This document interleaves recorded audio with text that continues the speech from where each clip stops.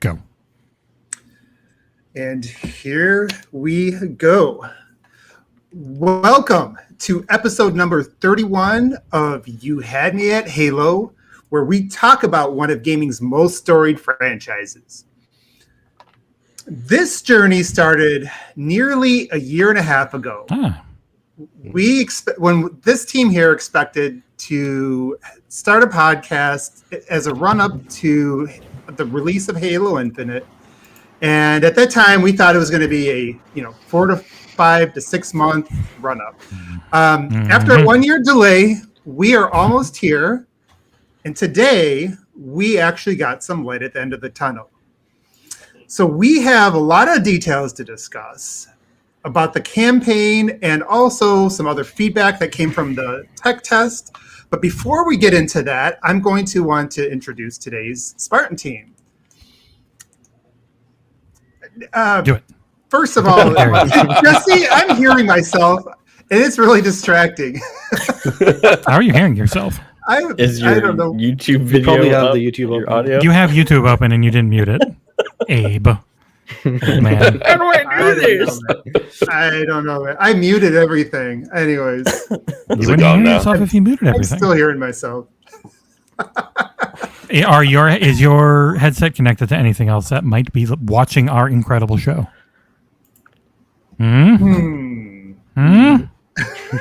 I've only got 55 tabs open. I don't know. I do have 55 tabs open.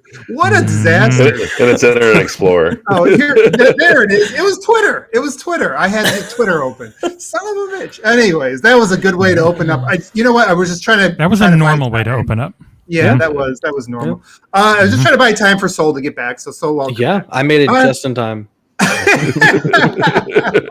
was like, you know how hard it was to do that, and just kept hearing myself the whole time yelling back at me. I'm like, man, I don't really like the way I sound right now. All right, so let's go ahead and meet our Spartan team. First off, Spartan Mike, aka Mr. Kage Maru. How's it going, man? It's going good. How's everyone? Hey. Good. All right, next up we got Spartan Jesse, aka Mr. Don Cabeza. Today was a very fun day. I played a shit ton of Battlefield 2042, which is great, and then I got to watch really good-looking Halo coverage. I'm doing very well. Good. Next up we got Spartan Ursel, aka Mr. Soul Blazer. Hey, today's a very tiring day. I don't usually work like full-time. I'm more of a student these days, but holy crap, I don't know how you guys do it. Working like 50 hours, even just 50 hours in a week, and I'm dead.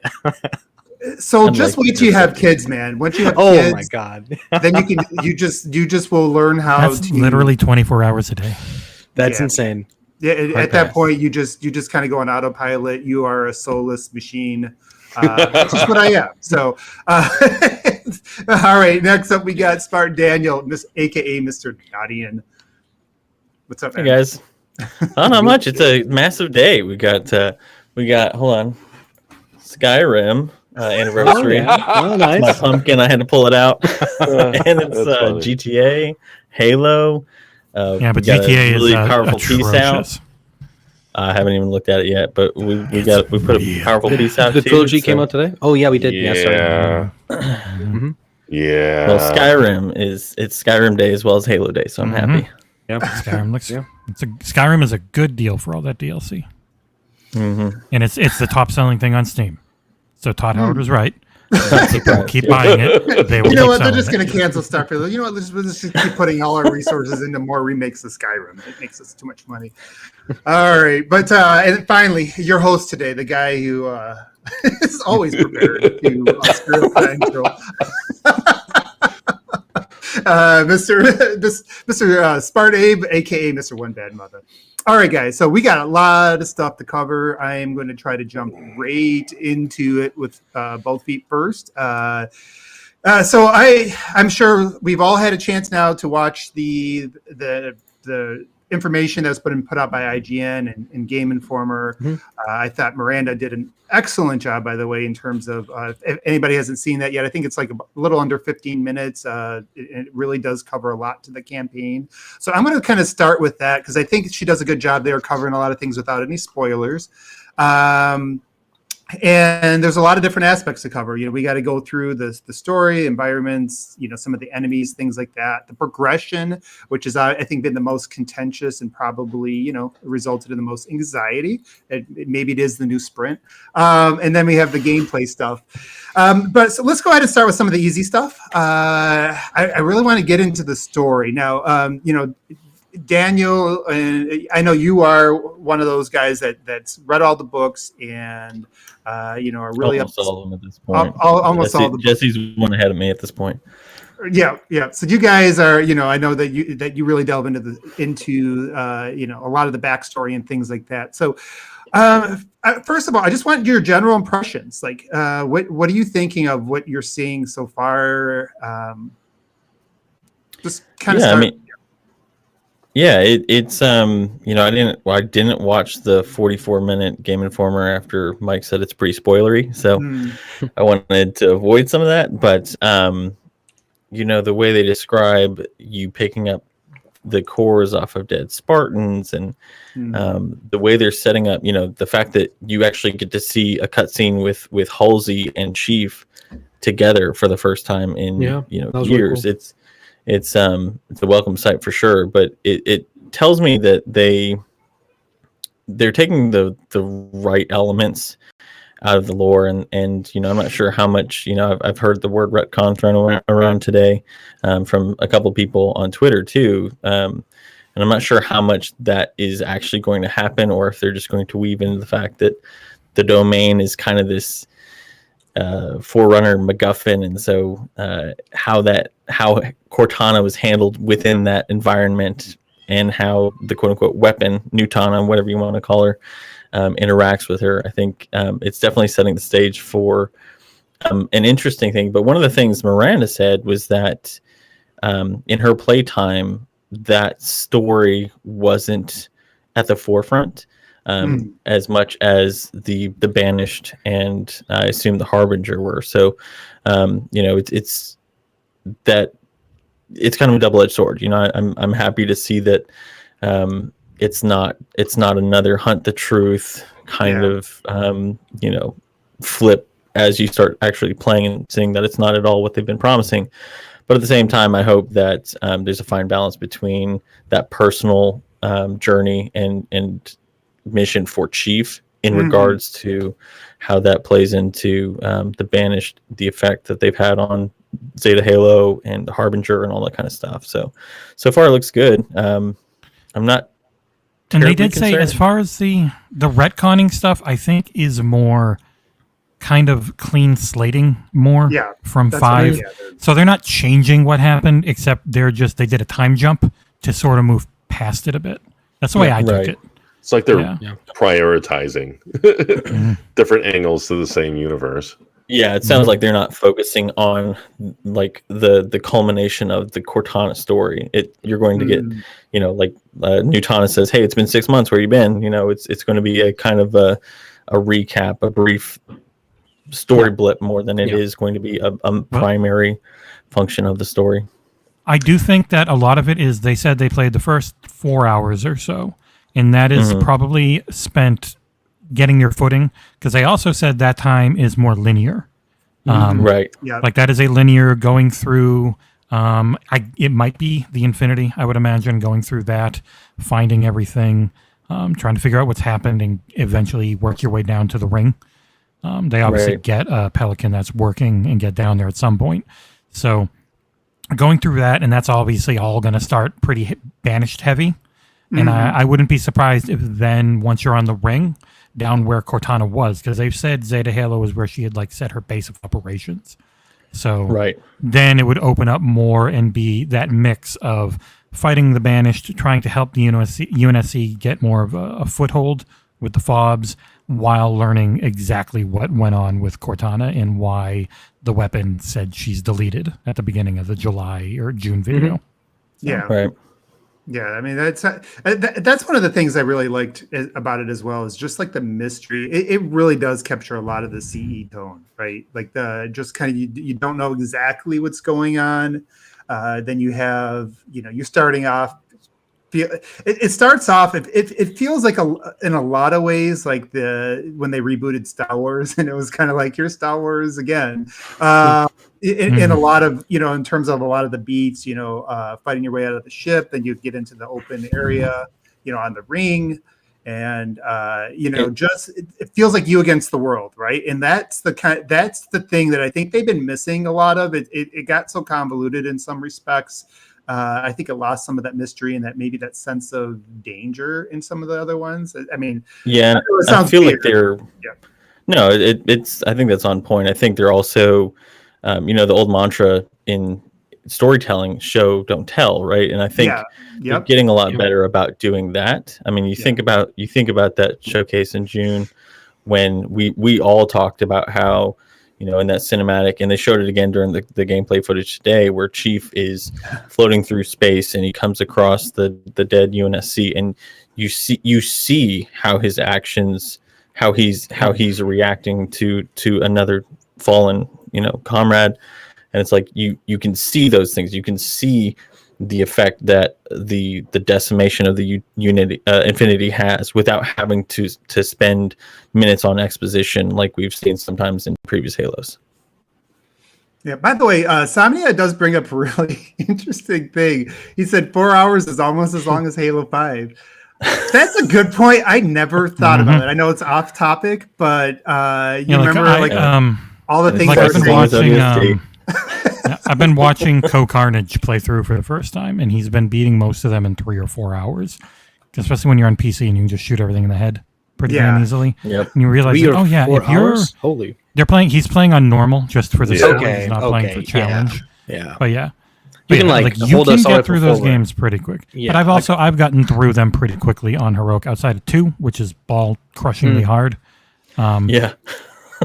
And there's always been so much you could always skip in them before, and I don't feel like there's going to be nearly as much skipping in this one. That'd be interesting. Yeah, I mean, it's a really good point, because that was one of the things, other than the progression thing, that was one of the things that there was some concern over. Is this going to be long, especially with the rumors of Staten, really, cutting out a lot of some of that. Staten, I'm sorry. Yeah, I get corrected on that. I don't know why I do that. Maybe I just, whatever. It's because of Staten Island. Yeah, it sounds more sophisticated. How about you, Mike? Let's go to you. What's some of your thoughts on the story aspects? I'm digging it. I'm digging the story beats. Like whenever they said it was going to be a soft reboot, and how they were approaching it, and they wanted to make it approachable for new players, but also carry on from 5 and stuff like that. I was like, how are they going to balance that? And no, like I'm digging how they rebooted it. I do hope they explain, or we find out what happened from the end of 5 to now. What happened. It'll be like a comic. Yep. Man, no. But yeah, that is one thing I hope. What happened to Blue Team? What happened to Osiris? And I mean, they need to know that for a large group of people, it's going to be Halo 1, 2, 3, 4, 5, and this, right? So they need to have at least some some logical. This is the next step. Whatnot. Hey, you just played 5. This is where we pick up from now. Be it. I don't know if that's going to be told later on in the story as you explore more, talk to more people, but it's got to be there, right?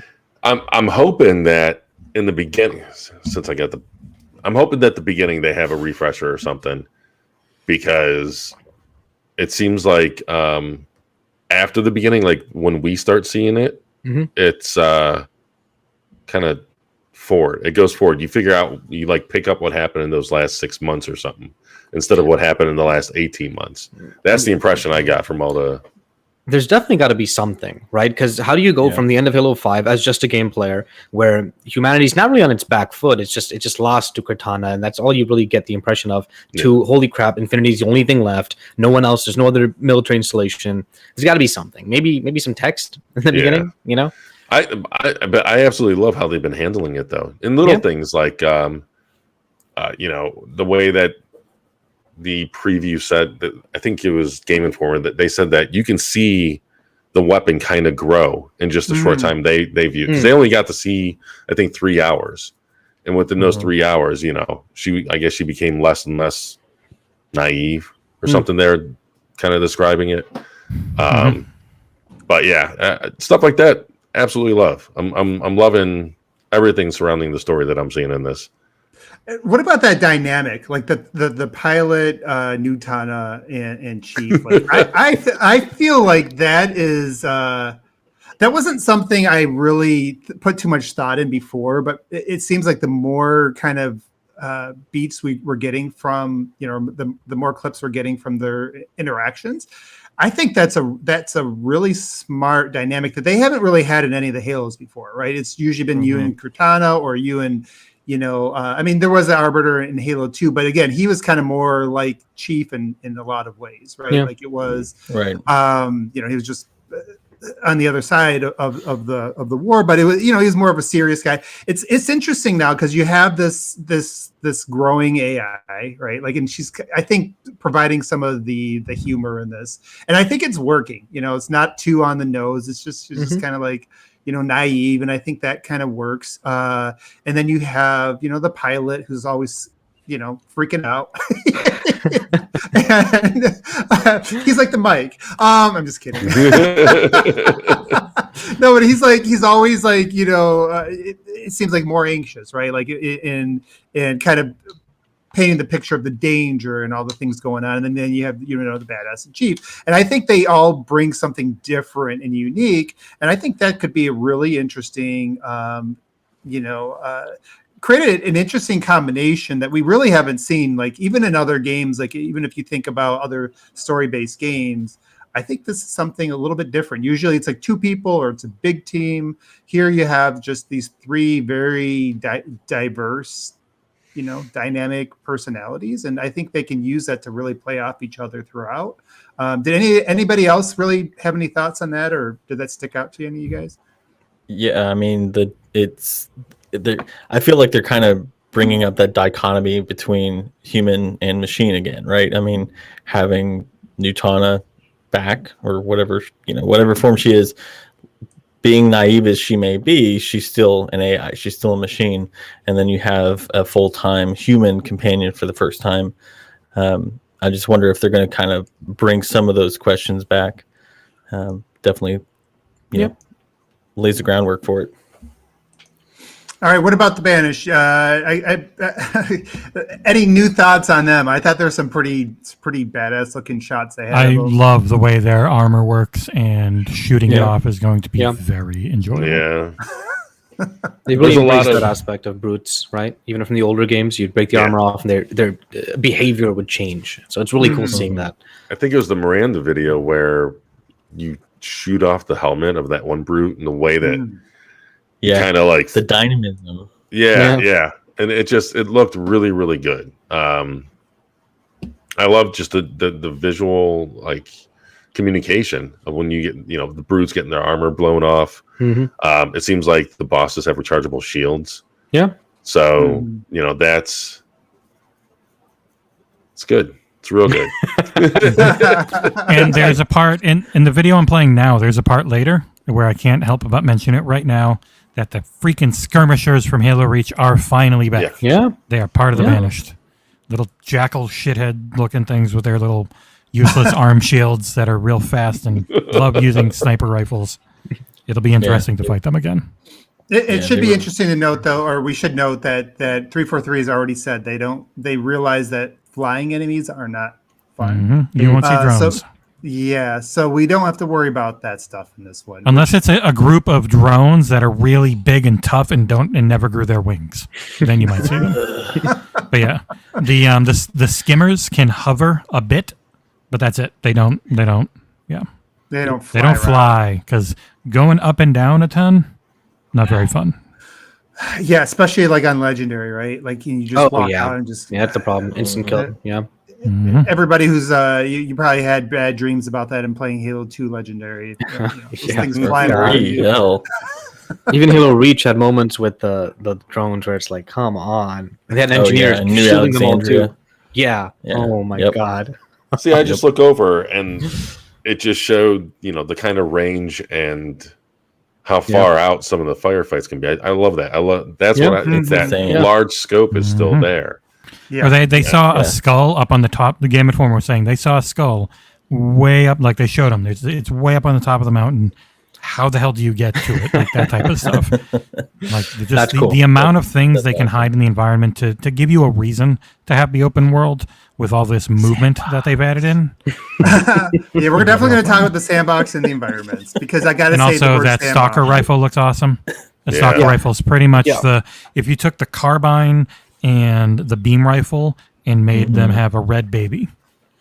I never really thought about that. It kind of fits like a stronger DMR role. Yeah. You don't get a ton of shots. It's still energy based. They hit harder. They're very accurate, but it's also a little slower in its cadence than like the carbine. I like how they. Sorry, just really quick. I like how they're focusing on new weapons. You know what I mean? I had somewhat of a worry where they would just like try and replicate the previous trilogy success so much that they just, for the most part, keep the new weapons on the down low. But no, it looks like they're still being creative. They're still moving things forward. I think they love the Banished so much, in large part because in Halo Wars 2, they went nuts with new vehicles and things that makes sense. It gives them this whole new paradigm, like a place to come from, like all the electrical stuff. Like the other clip had the sunshot looking pistol that works in tandems with the shock rifle and the grenades, so that you have all these different ways of setting things to be charged, and then you hit them with something else, and they just there's five. I think they said there's 5 different ammo types now, and that it was kind of. I don't know if I misunderstood them, but they almost made it seem like ammo isn't found based on weapon anymore, but ammo types.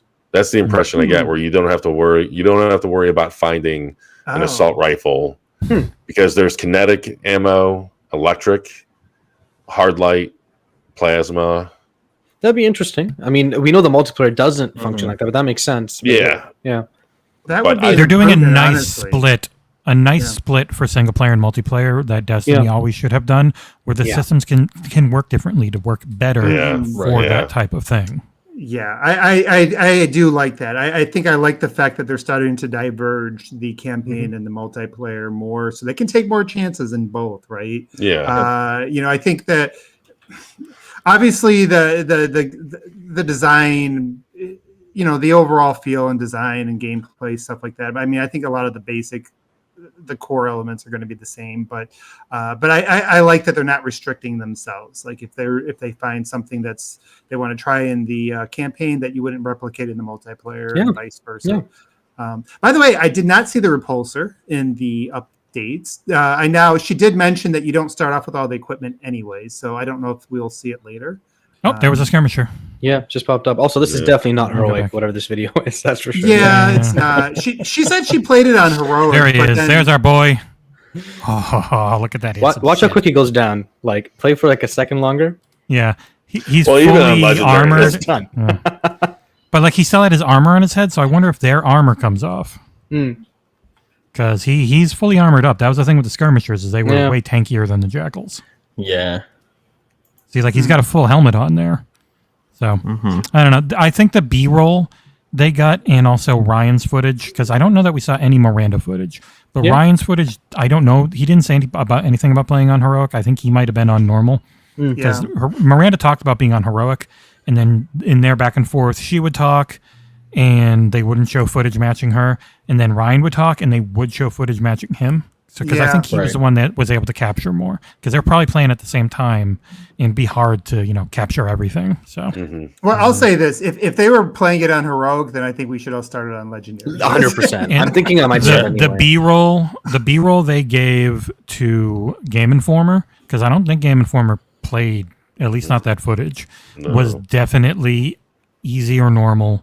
With I think it was easy. I think it was easy, and I think they might have had God mode on, because they definitely had God mode on in the campaign overview. Because he had no health like half the time and got shot another 30 times and was fine. So. Right. Yeah, I was noticing, and we won't get too much into that. I think unfortunately that doesn't help inform how it's going to play, because that's not you don't just stand out in Halo. You don't just stand out there and just go ramble on Right. everybody. And, Yeah. and like, all their bullets are going to just, Yeah, like how much that missing, Scorpion's getting hit right now. If this was on heroic, that Scorpion would be Oh, about it'd be dead. toast. Yeah. Again, fire 100%. yeah. Or- Kind of on Yeah. fire. They might have had. Well, no, Miranda said she played on heroic, and the first boss wrecked her, like just Kicked kicked her her ass, ass. Yeah. Yeah, she said she was doing Yeah. fine up until that point, and then that boss Yeah. just. Speaking of, Which can is we awesome. talk about the bosses real quick? I did not expect. This is the most surprising thing. I'll be honest. When I saw the footage today, my excitement didn't go up and down because I'm already really excited. I already knew it was going to be fun. You know what I mean? But the thing that stuck out for me was mentioning that the bosses were a highlight. Because I don't know about you guys, but for the previous 5 games, bosses have never been. Oh yeah, we Strength mentioned that of last Halo. time. Yeah, well, I said that last time. So were you here last time? I can't. No, remember. I wasn't here the last. Okay, Oh, yeah, that's we said that's the one thing that Halo's never gotten right. Their Right. boss fights have been awful. Not even mediocre. I wish I could say they're mediocre. They've been bad. Yeah. And of course, in Halo 5, you fight the same bad boss fight 17 times. At least he's stupidly easy if you have splinter grenades. Yeah. Or a but shotgun. Still, Hey, it's they're still was all a bad better than design. they're all better than the Prophet fight. Yeah, in the Halo. Prophet was just Punch. awful. especially, oh my god! I always called him the punch fit. I feel like they made that fight in like 2 days, maybe. They brought like shit. We got to get That this thing out the door. Oh man, they were shipping that game, and they were looking at some of the stuff and shaking their heads like it's too late. Peter Moore's already got a tattoo. It's too bad. It's like, this is going out. We'll hope that they just don't notice. But so that's a really good point. So let's talk about that because we mentioned last time, and I think one of the call outs was because of the equipment, you can probably do some interesting things in these boss fights. So you can make these one-on-ones, with these big baddies a lot more interesting, especially if they have some moves and equipment. I think that those guys actually might have armor luck Yeah. Okay. because they do that pose and they get all white whenever you're like grappling into them. I think they have some things designed to make they them might. a little harder that isn't a part of it for everyone else because they keep doing. Every time they fought them, I've seen them do that pose and then they didn't take any damage when they were hit. And that's No, a big, they took shield damage. You saw the white bar Okay. go down when they did. I mean, but it could have been less. Maybe it's like a defensive measure, so they take half damage. Because or something, something which is would be going better on than armor there. luck. yeah. Yeah. And it could be that you upgrade your grapple to get past that stuff, right? Yeah, the grapple upgrade to be shock or whatnot. The other ones That's are. a good So point. Yeah. I feel like the game is going to expand and dynamically kind of move forward. It's pretty cool. Pretty cool to think about. Yeah, we're I just wanna definitely we are going to delve into. I'm going to wait because I think the progression part is going to be probably the biggest topic of the day. There was a lot of information on the progression. That's where we had the most questions. That's where the communities, had splits in terms of how they feel about it. But we definitely want to cover that in more detail. But I will stick on some of the easier stuff for now. First off, did anybody have anything else they wanted to say in the story before we make sure we move well past that? I think we got our general sentiment on I that. did want to say one thing was in the IGN piece, Miranda mentioned that it felt like it wasn't that newcomer friendly, right? Oh yeah, I meant to mention that. Yeah. What's interesting though is as someone who's played the games, who knows everything, you kind of can't really tell if something's newcomer friendly or not. You know what I mean? Right. Yeah. It's kind of hard to kind of gauge that because you're not in that position. So I'm And I do curious on wonder, that. do they have, how was their demo? Was it just, we're doing this dev environment thing and you're just jumping into this level and going?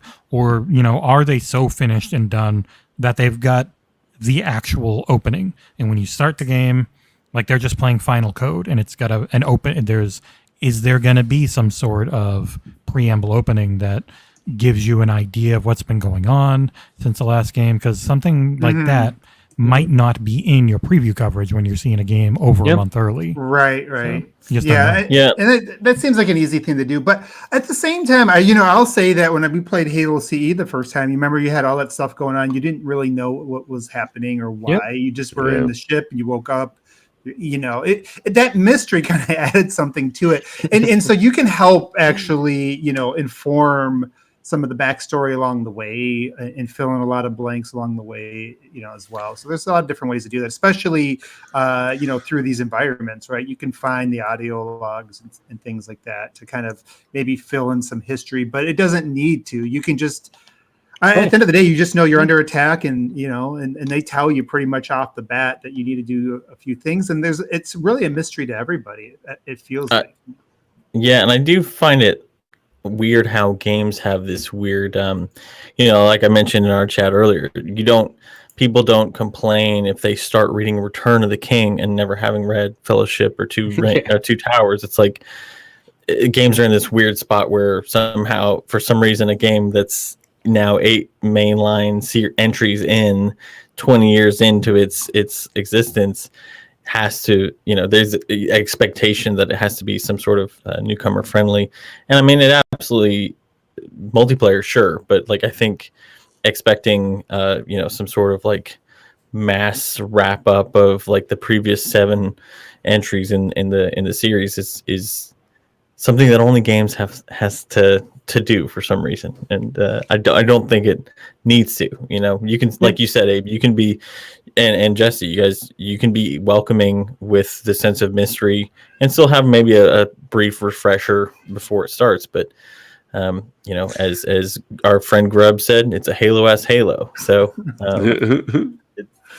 Yeah, I can see it both ways, honestly. Like, I personally, if they had to go one way or another, I'm glad they're catering to fans that already are Halo fans first, and then everybody else second. So, Miranda selfishly, said that too, and Miranda did say that too. Selfishly, it's like, you know what, we've been with this franchise for so long, like, cater us first, and then figure out everybody else later. But at the same time, I do understand too that they are going to bring in probably more new players than they've ever brought in, maybe since Halo 3, because of Game Pass, because of PC, because of cloud, just because there's a bunch of kids that have been playing Fortnite that are going to go, oh, well, this looks cool. There's going to be a lot of new people that are going to come to this franchise for the first time. So it'd be interesting to kind of hear some of the feedback and how they feel about it. But again, like if they end up thinking this is really cool, because as long as you can build a self-contained story, even with TV shows, right? Like, you think about that, you can build a self-contained season that has other hooks that they allude to, and you're like, oh, I wonder what happened before, and maybe you go back and watch it, right? So you could do that too. So there's, this is just an impression right now. We don't know if they land this yet, and stick the landing all the way. But right now, the overall field just seems like they've done as good a job as you could do, considering the circumstances, considering what a mess 5 was, what the reception was. People are in general pretty excited about the potential right now with what they've shown, and that's a good place to be. I really didn't expect them to get there. So, but so that's out in the story. Now, weapons, we talked about the weapons a little bit. I think we'll come back to them in the progression element. But I want to just finish up on the enemies. So, any other thoughts, you guys, on the enemies, on the boss fights? Well, I mean, you get to be happy. Yeah, confirmed to Game Informer that there are no more Prometheans. Wait, so did they say the 343 told them that, or was it that they 343 told Game Informer Prometheans are out, no more? So wow. So maybe that warden wasn't so eternal. How long were you holding that one? Oh man, all day. Well, I've been preaching that since our first episode, like almost a year and a half ago. It's like I was hoping they're going to wipe out the Prometheans on the first cutscene. That did even better. They didn't show. I do think though the enemy type's not gone forever, right? Maybe in another expansion or something. No. But that's a good thing though. Right? Give them time to really, bring them back in a way that hopefully you'll enjoy too. And also the other thing they did was they alluded to the flood. The flood are alluded to. Really? Yes. No. So don't expect to see them, but they are a thing, so they could be a thing in the future or maybe later in the game. She didn't know, but they were mentioned in some fashion. They're a part of Zeta Halo. The flood themselves were mentioned. That's what she said. I mean, if they're going for CE vibes, that's kind of a big part of CE. You know what I'm saying? So they are alluded to, whatever that ends up meaning. Yeah, that means that they're going to someday we're going to see them again. So Yeah, I mean, we've got recordings that pretty much. Yeah. I don't even think Yeah. it's a spoiler, right? Like, because Halo Wars. No, they're a 2 is part gonna- of. Yeah. Yeah, Halo Wars 2, they're a Halo part Wars of, and 2, they are a Zeta huge part of Halo. Zeta Halo, yeah. Though 3 for 3 exactly. themselves have never taken a stab at the Flood, huh? In any of their mainline Nope. games. Nope. That's interesting to think, yeah. They were fun to fight in Halo Wars 2. Obviously, it's a very different game, but Right. they handled them well in the DLC.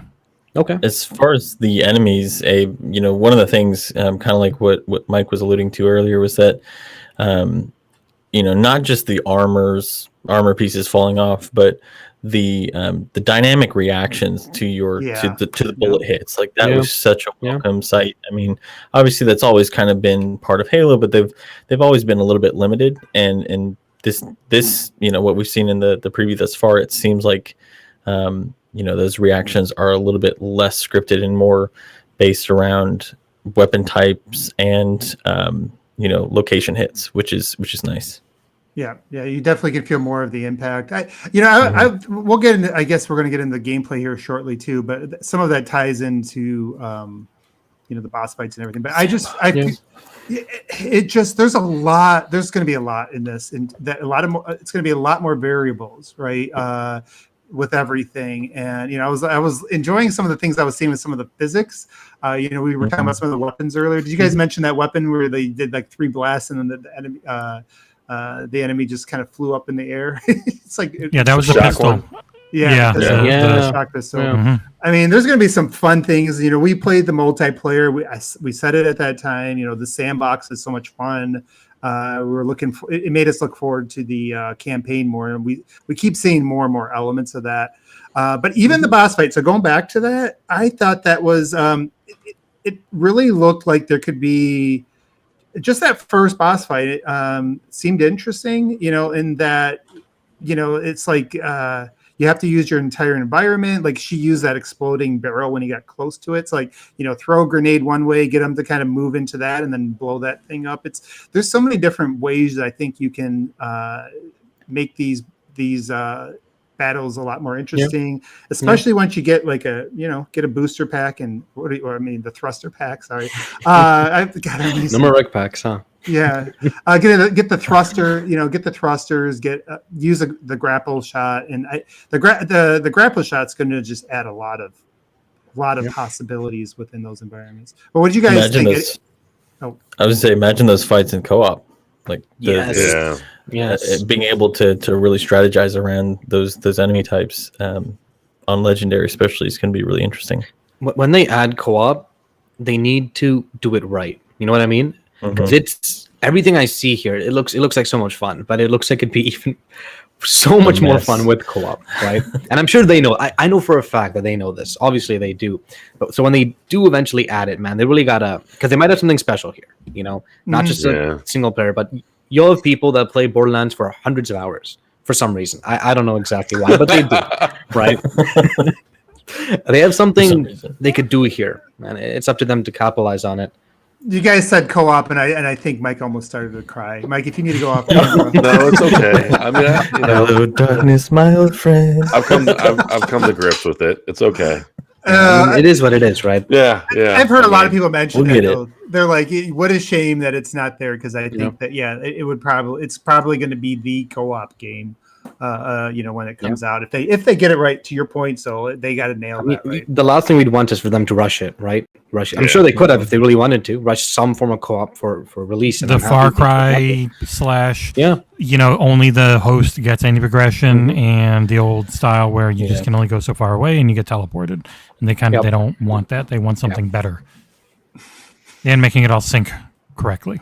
Yeah. For the network part of it. New systems, getting all the network things to work between all the different platforms. It's probably a ton and it's of work. not going to be even remotely the same thing as co-op in any previous No, period. Yeah. No way. Because you're going to know where everyone is relatively. Yeah. And, you got these stretches when there's no enemies. You know when that is. Like, it's so much easier in a linear game versus a open hub world or whatever you want to call this. Miranda mentioned islands, by the way. She said you explore different islands per se, or areas of the map, right? Are we thinking we might see like a desert, Pacific Northwest-ish area, that kind of thing. You know what I mean? All right. Well, let's get into that. That's a good transition. Okay. So let's start getting into. I guess we can get into. It's a good segue. Well, I guess we get into the progression or the environments. Let's start with the environments. Yeah, I think that's a good way to get into that.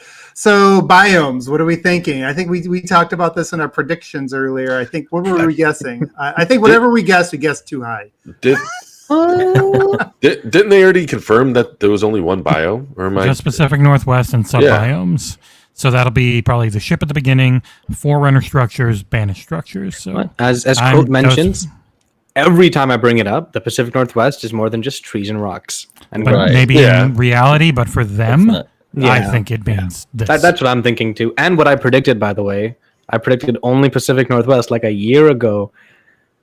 That's right. Give me a. I don't think so. Obviously, I there's no way to know, but I don't think there's going to be that many different levels, like hub worlds.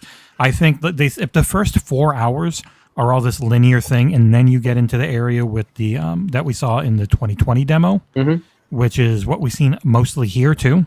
I think we've only seen the first one. It's very big, and if there's 2 or 3 of those, and they're mostly just this biome with structures in them. I don't think it's crazy. It's not like you're going to be jumping to 10, 15 different areas that are all the same tree structures. I think it might be 3 or 4. And if each of them is 3 to 4 hours, then, you can make it longer if you want to 100% it. Not every game needs an Arctic area, a rocky area. Or a fire area. Exactly. Like it's... And they're going to do a lot of expansions. I want my ice level. Oh God! Please, no more ice. I want Borderlands 2 killed that for me for any game. Yeah, it's probably been overdone. But I mean, sorry, go on. No, I was going to say that would be a little bit disappointing because that was kind of even going back to CE, you had the snow levels, right? I don't know, but. Yeah, I think to your point, Abe, it's not so much about like necessarily having like those thematic, cliches, but just having some variation, right? Yeah. Yeah. I wonder if that means. Go ahead, Mike. That if that almost inadvertently confirms no flood, because usually when you get to the flood in a Halo ring, it gets colder, or it's really moist, like like the swamps. Oh yeah. Yep. Yeah. Mm-hmm. There's just so many ways we could have gotten with that. What I was gonna mention, like one of my favorite games of all time, and I know it's old. It still holds up perfectly fine today. You're the youngest one here. Is Oblivion, right? It's no. That's not old. Oblivion's pretty old. It is not old. How old were you in 2005? This is what happens when you have podcasts with children. How old? I was 10 years old in 2005. Oh my God. You're killing me, Smalls. But Oblivion is this phenomenal game. And I never really felt tired of my environment when I was playing. It was a mixture of the music, of the enemy types, of the dungeons, right? And of course, the Oblivion gates, that kind of stuff. Even though the overall area was still one thing. Yes, there was a little bit of snow kind of north. But the overall area was still that one green hillside thing for the most part.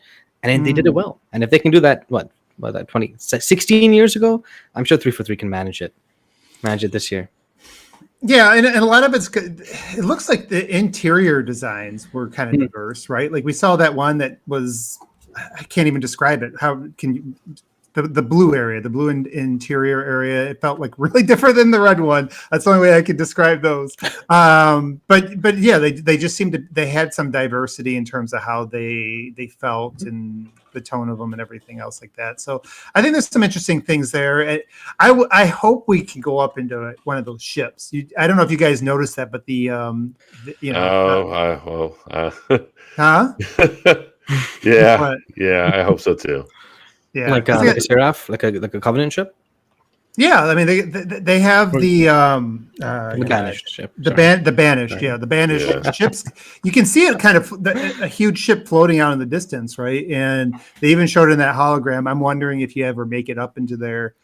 Again, that would be kind of a neat little callback to CE. Remember the first time you ever went up in there, and it was kind of that was. And there are a lot of there are a lot of giant structures on Zeta Halo in the lore. Mhm. Yeah. You know, so there are really different looking places you can have within the biome.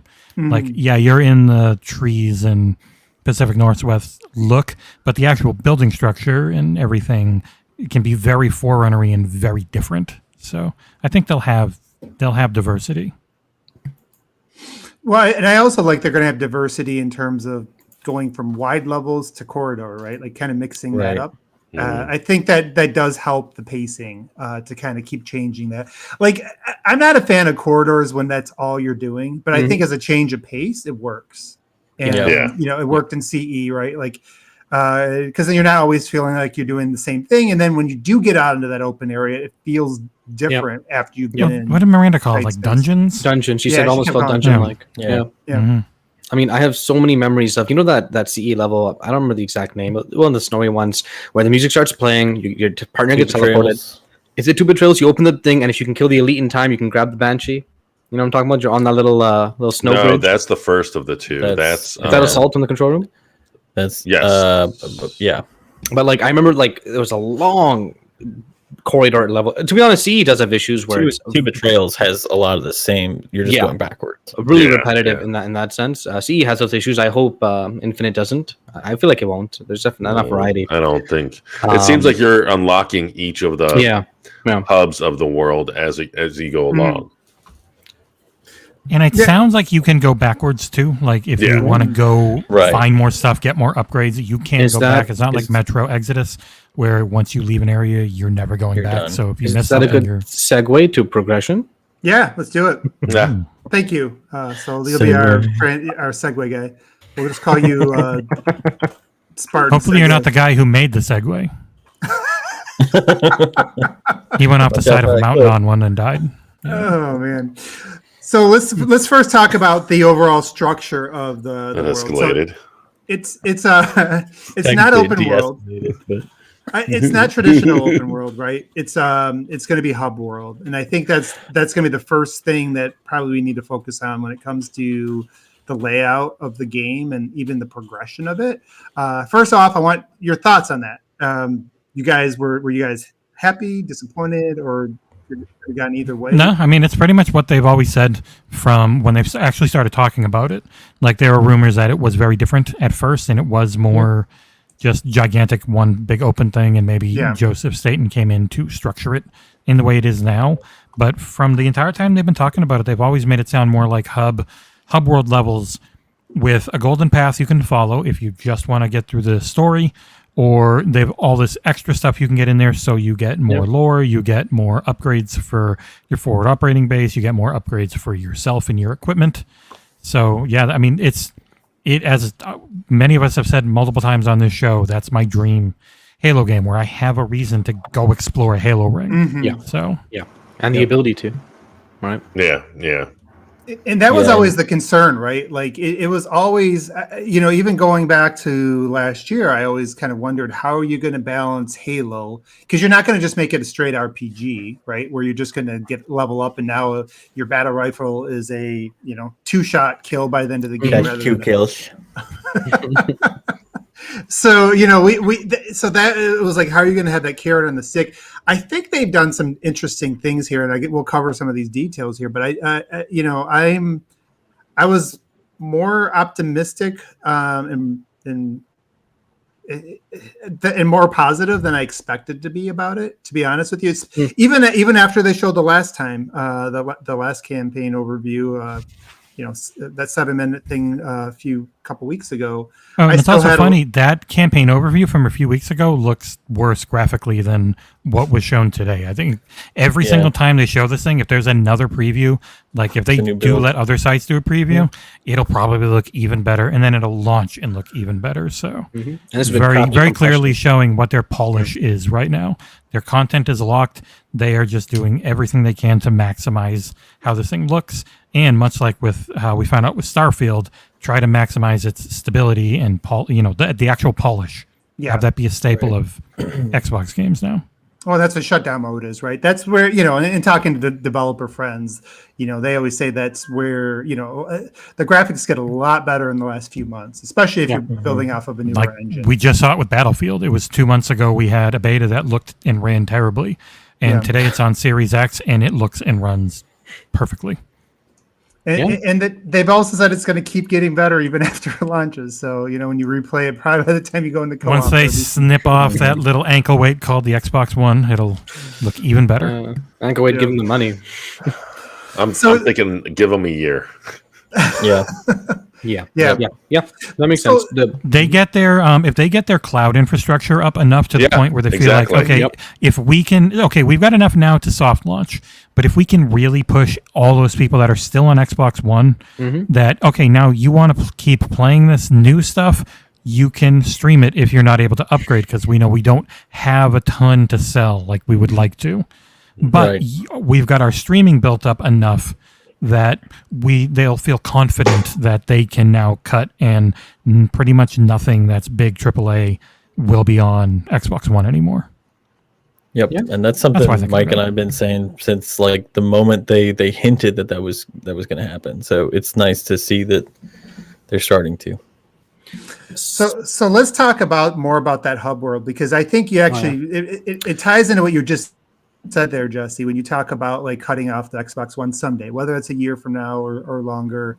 I think I am very happy about this, because I wasn't sure, because people kept referring back to open world, and I'm like, did they change that again, or is it going to be more of an Ubisoft thing? I think the advantages of this hub world, where you have these large levels rather than this one giant map, it allows you to curate them better, like be more creative in terms of curation. You don't have this like big empty, like if you got to make it a big map, and somehow all this stuff has to like evenly connect together, right? Whereas like here even now something huge like The Witcher, which had awesome. The Witcher 3 had really great side stories, but it was the writing for the most part. Even there's just all this stuff that's copied and pasted.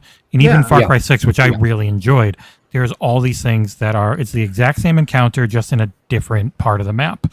And it plays out a little differently because there's some different elevation or something. But with the way Halo is, with it being more gigantic levels that you can take multiple paths on and go do side stuff, you can go in, and especially with how big their budget and how big their team is and the amount of devs working on it, where they can make it this unique thing each time that they can go in and tune and balance and make it feel good, make it feel like you're not just going in and blowing up the 10 out of 12 silos that they just copied and pasted into different parts of the different I think it's going to be far more unique overall. Yeah, that was the go on, didn't you?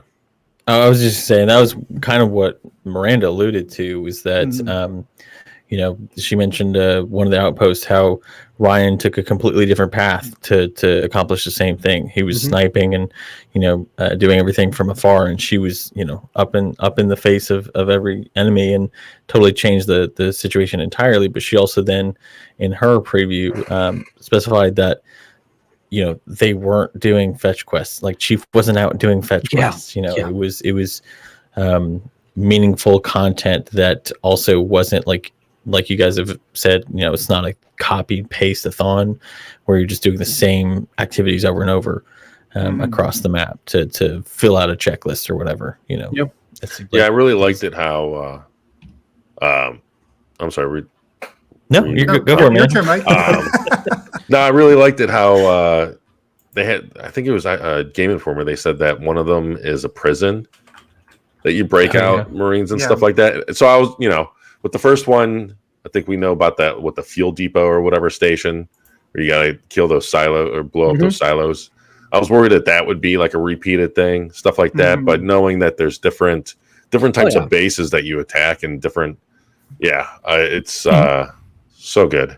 And you can still have a couple of them if they're really built differently, and like you can tell this isn't just the same building plopped in a different part of the map. Like you can have you just don't want it to feel like I am copying, pasting, and adjusting a few little things here and there 20 Yeah. times, which is what Yeah, happened. you don't want that illusion broken like you have on an Ubisoft game where you're like, shit, I literally just did 3 of these radio towers. What am I doing with my life? They all blend together. Like if the Ubisoft stuff is, or Ubisoft, whatever, state and stand, if all that stuff is different, I can't tell. Like to me, it all blurs together. I do feel like it is absolutely, do 10 of these and then do, Yeah. 5 more of these, and so like we don't do we have the video going? Like there was we do.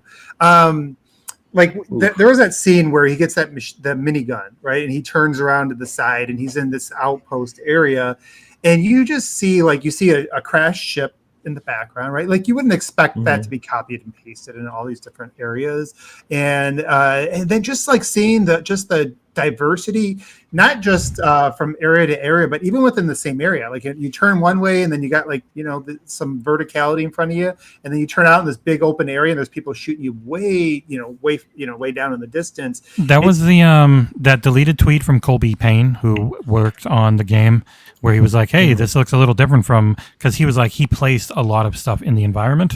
Yeah. And even he's like, oh, he's been gone, he quit like 6 months ago to work on something else. And he's like, even then, since then, like they've been going in and they've been touching everything up and probably, changing it up the way Joe Staten really, with him leading it, it definitely seems to be going more and more and more in this direction of really polished, really curated feeling, really unique and dynamic to how you set yourself up. Like, I think it's definitely been well worth the delay. Depending on how people had said it was just more Ubisoft-ish last year. You know what it kind of reminds me of, and this is going to sound like a very weird comparison, but for those who've played should get it. Sometimes some of the zones in WoW where you can kind of tell that it's just really handcrafted, where you'll be walking around and you'll see like this random waterfall and you're like, oh, this is interesting, and then behind it is a treasure chest or a rare or something where you're like, there's no quest pointing me here. There's none of that stuff, but they took the time to make this, and it really makes the zone feel alive. I'm getting that vibes from Halo Infinite, where they took their time to make the area alive. Yes, we're not getting fancy winter storms and deserts and human construction, blah blah blah. But if that was the cost for making this area really come to life, then I think it's okay by me. Really, it's very. I was gonna say it's just very organic and it has this lived-in feel. Yep.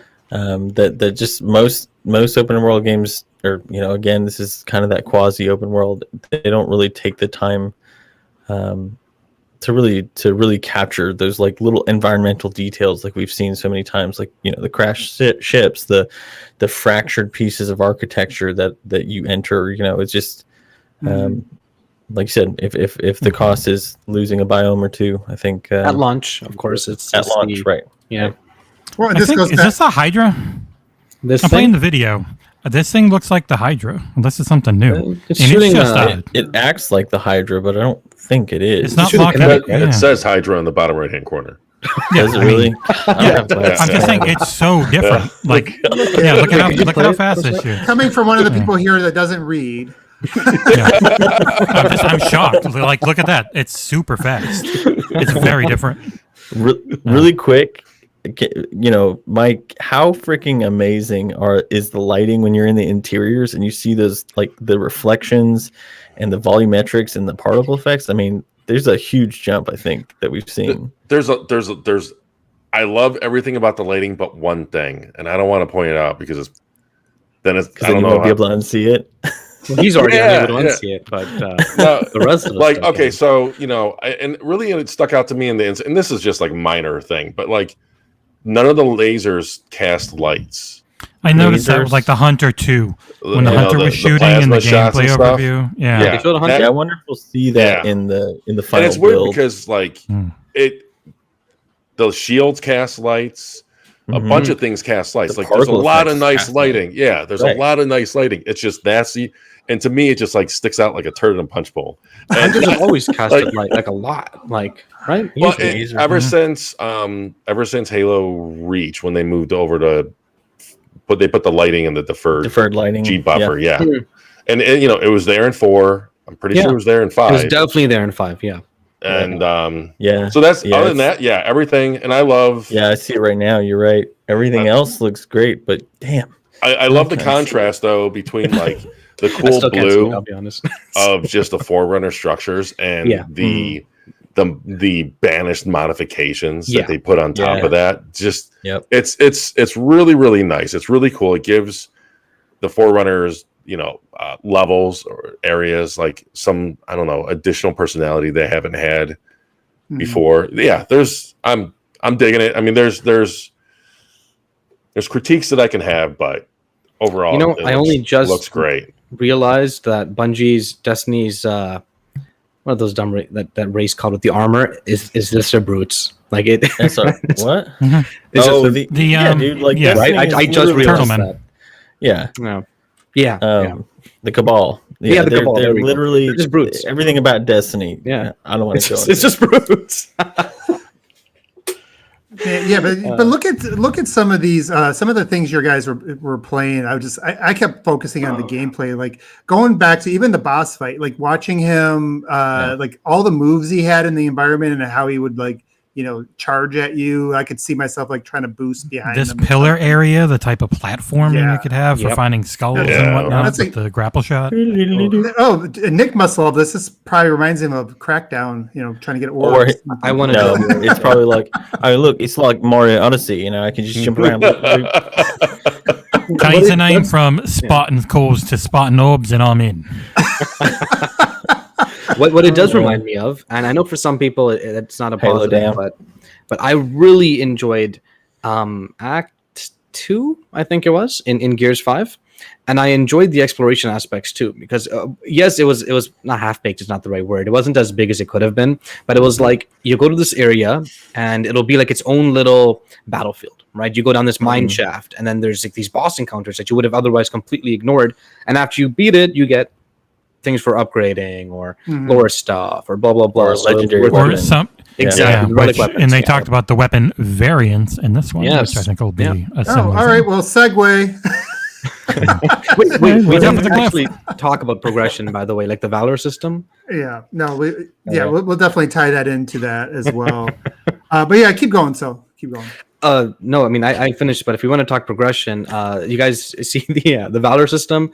I mean, it kind of makes sense, right? More people you rescue, the more things you unlock, etc. It seems like the more you influence the area, the more valor you get and stuff like that. And Yeah, it's like you're getting a foothold back for the UNSC, which gives you extra things you can call in at the FOB. Right. yeah, and I think that's a nice little touch to balance it out instead of you just having access to everything in the beginning. Yes. Or getting Which- like experience points to level up for arbitrary reasons. Yeah. Yep, 100%. I like that there's no experience system. I like how even with your upgrade system, you have to find those armor cores or Spartan cores. Yeah. You can help, and you've got a pulse that makes it so it's not such a pain in the ass to find them, but it's a very short range, just around you pulse. It's not going to like hit 100 feet around you. It's more like 20 or 30. Yeah, Oh, you mean like That's search. my- Yeah. that's my It's like only. it's like the thing from 5 that Osiris could do. Yeah. That's my only. Like, I'm hoping that when you take over a fob, it doesn't just blow up that part of the map with icons. Like, I very much want it if it's controlled by a pulse. They You know, had 'cause, like, some. So like, They had some scenes with a map in some of the stuff they showed today where there weren't any of those icons, and they had just taken over the FOB, but a couple popped up. Like main and there's- side missions or something. It seemed like, and I'm fine with that.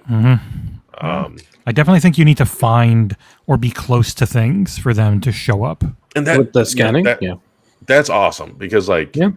whenever you take over a fob, I would have preferred it that they like. I'm hoping they have some visual cues instead of a map. Because like we've seen the smoke in we've seen the smoke in the recent overview. We've seen the smoke in the announcement trailer. That's always been a theme when it comes to like Marines needing help.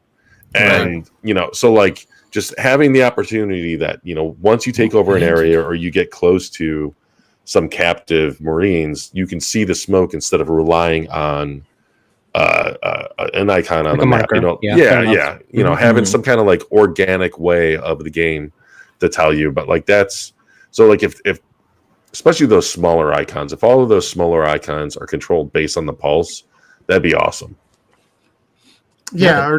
Now let's kind of lay out some of the details of the progression in the open world. So, according to Miranda and Ryan, who seem like they, and both of them, by the way, for our audience, if you don't know, they're not huge fans of the Ubisoft type of thing. So to me, that's a good thing because I'm not either. I usually bitch about it on other podcasts. I know people Jesse, you like them, and that's cool. But for me, it's something that I didn't want in my Halo. So just being honest, they did say there's no fetch quests. There's like it's not an open world like in a checklist like a way. They explained it to be a little bit more, a lot more focused. And then talking about the Valor. So the Valor is used as a progression. So when you capture outpost, you get more Valor, which allows you to unlock more weapons, vehicles, even Marines, which is interesting. We'll kind of get back to that in a little bit. But she did say there's no puzzles in there. So there's nothing that it doesn't seem like they're shoehorning anything that's not Halo into it. Right. And that was number one, probably one of the most positive things that I heard there. So that was a big concern. You're going into these and you're trying to clear them out. And that, I'm fine with it. That fits Halo. Like going in and just blowing shit up is part of Halo. The other thing that she talked about was like the Spartan cores, and so they're used to upgrade your equipment. That's all they do. And I guess 343 stressed as well that you don't need to do any of this side stuff. You can just take a golden path. I think Game Informer said that that their impression was the golden path would probably take you as long as a normal Halo campaign if you just stay along that path. So for people that don't want to mess with any of this stuff, you can still treat this like a straight linear Halo campaign, and you'll be going through a lot of linear levels. But they did say, and this was actually a positive to me, because going back to the Gears thing, I didn't like Gears as open world. I thought the game was best when it was linear. But the thing I did like when you played it on the hardest difficulty, like I skipped, like the first time I actually enjoyed the open world, bothered me less because I kind of beelined everything and I just made it through the, played it like a linear game. When I went through on the hardest difficulty, it's like I had to upgrade my guy, right? Like you needed every little inch you could get in those scenarios. And so that was the carrot on the stick to do all the side missions. Which game? Sorry. Right. In Gears 5. Gears 5, okay, that's what upgrading Jack. Yeah. Oh, you had to. But the problem, though, with Gears, and this is the thing I think Halo gets right, is the problem with Gears' side missions is it feels like those were like the junkie missions that were going to be on the cutting room floor. They just got stuffed in an area in the open world, in the very empty open world. And most of those side missions weren't very fun. Everything I've seen here is it's like the opposite. Like when you come into these side missions, you can come in from any angles, you can come in with different strategies. And then I think they give you some smart carrots on the stick without getting overly RPG or overly convoluted. They give you this hey, now you can unlock some Marines, or you can unlock a new weapon that but you have to go to your base to get it. So obviously it's not going to be like a forever thing, right? You're still going to be playing a Halo. When you go into the missions, I assume you're going to be treating them just like any other Halo scenario. So I think they got on paper, we haven't played it yet, but on paper it sounds like they might have got it right. Whereas if you're going to play this on Legendary, you're probably going to want to clear out everything you can, get every little advantage you can. And the 343 said it. They said when you get on Legendary, you're going to need all your Those equipment. upgrades. So I'm good with that. I think they give you kind of the best of both worlds. But if you don't want that, maybe you just play it on heroic and that's it. You take it take a linear approach to the game. That's to me the biggest difference between this and the Ubisoft game or any other game that just sort of gates Rise you of Zero Dawn. Yeah, you're kind of forced to just traverse, and it takes you a long time. Like none of those areas look like it's going to take you, because they're hubs. It's not going to take you super long to get from one side. Also, that mongoose looks speedy. So you unlock that first. Brett kind of beat me to it. One of the big issues with the open world in Gears 5 was just the emptiness. There was nothing. There was nothing that brought it any kind of sense of urgency or context to what was going on, because it was very separate. separated between open world, where it was cool. I dug it. I wasn't an open world. I wasn't against it. It just was very empty. It was like they And- had Yeah, encounters spaced throughout, and the open world is just you traversing from one to another. But To you me, you never ran it. Go on. I would say to me, it seemed like you said, Mike, it's so empty, and I can't help but think that's because of the Xbox One. Oh yeah, Because like, Maybe, they were pushing so much on the visuals, and it still looked pretty good on it looks on the amazing. base.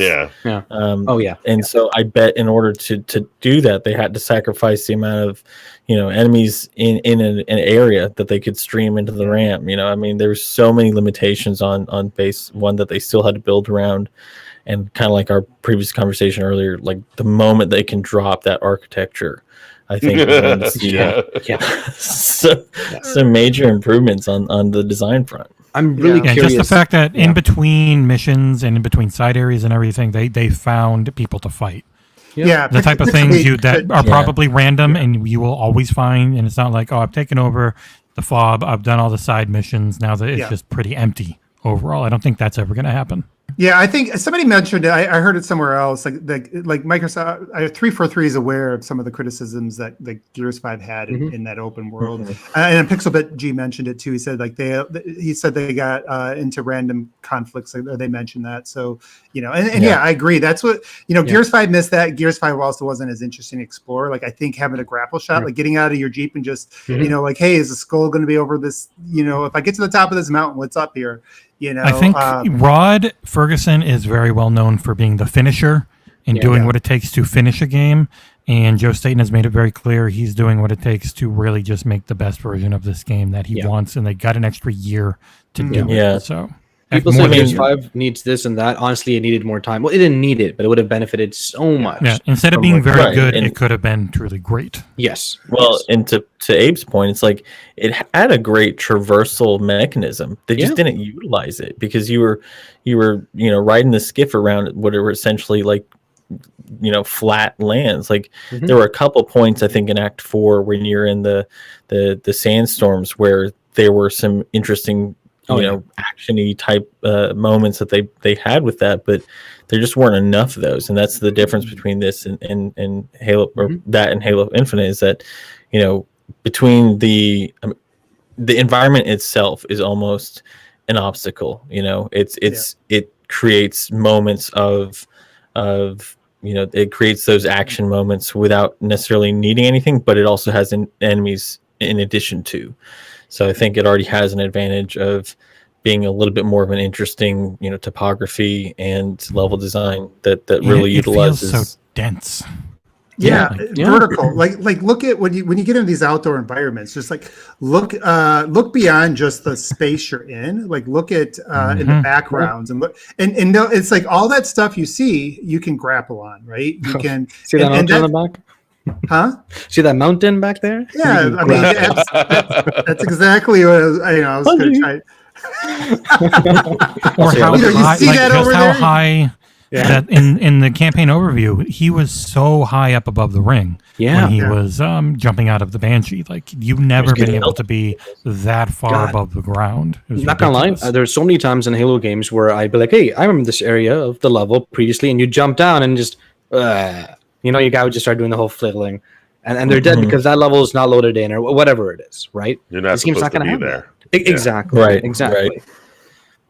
This is going to be so much fun. Just to, like, I don't think there's been a game as vertical, has there? I don't like. I can't. Crackdown Halo game. Huh?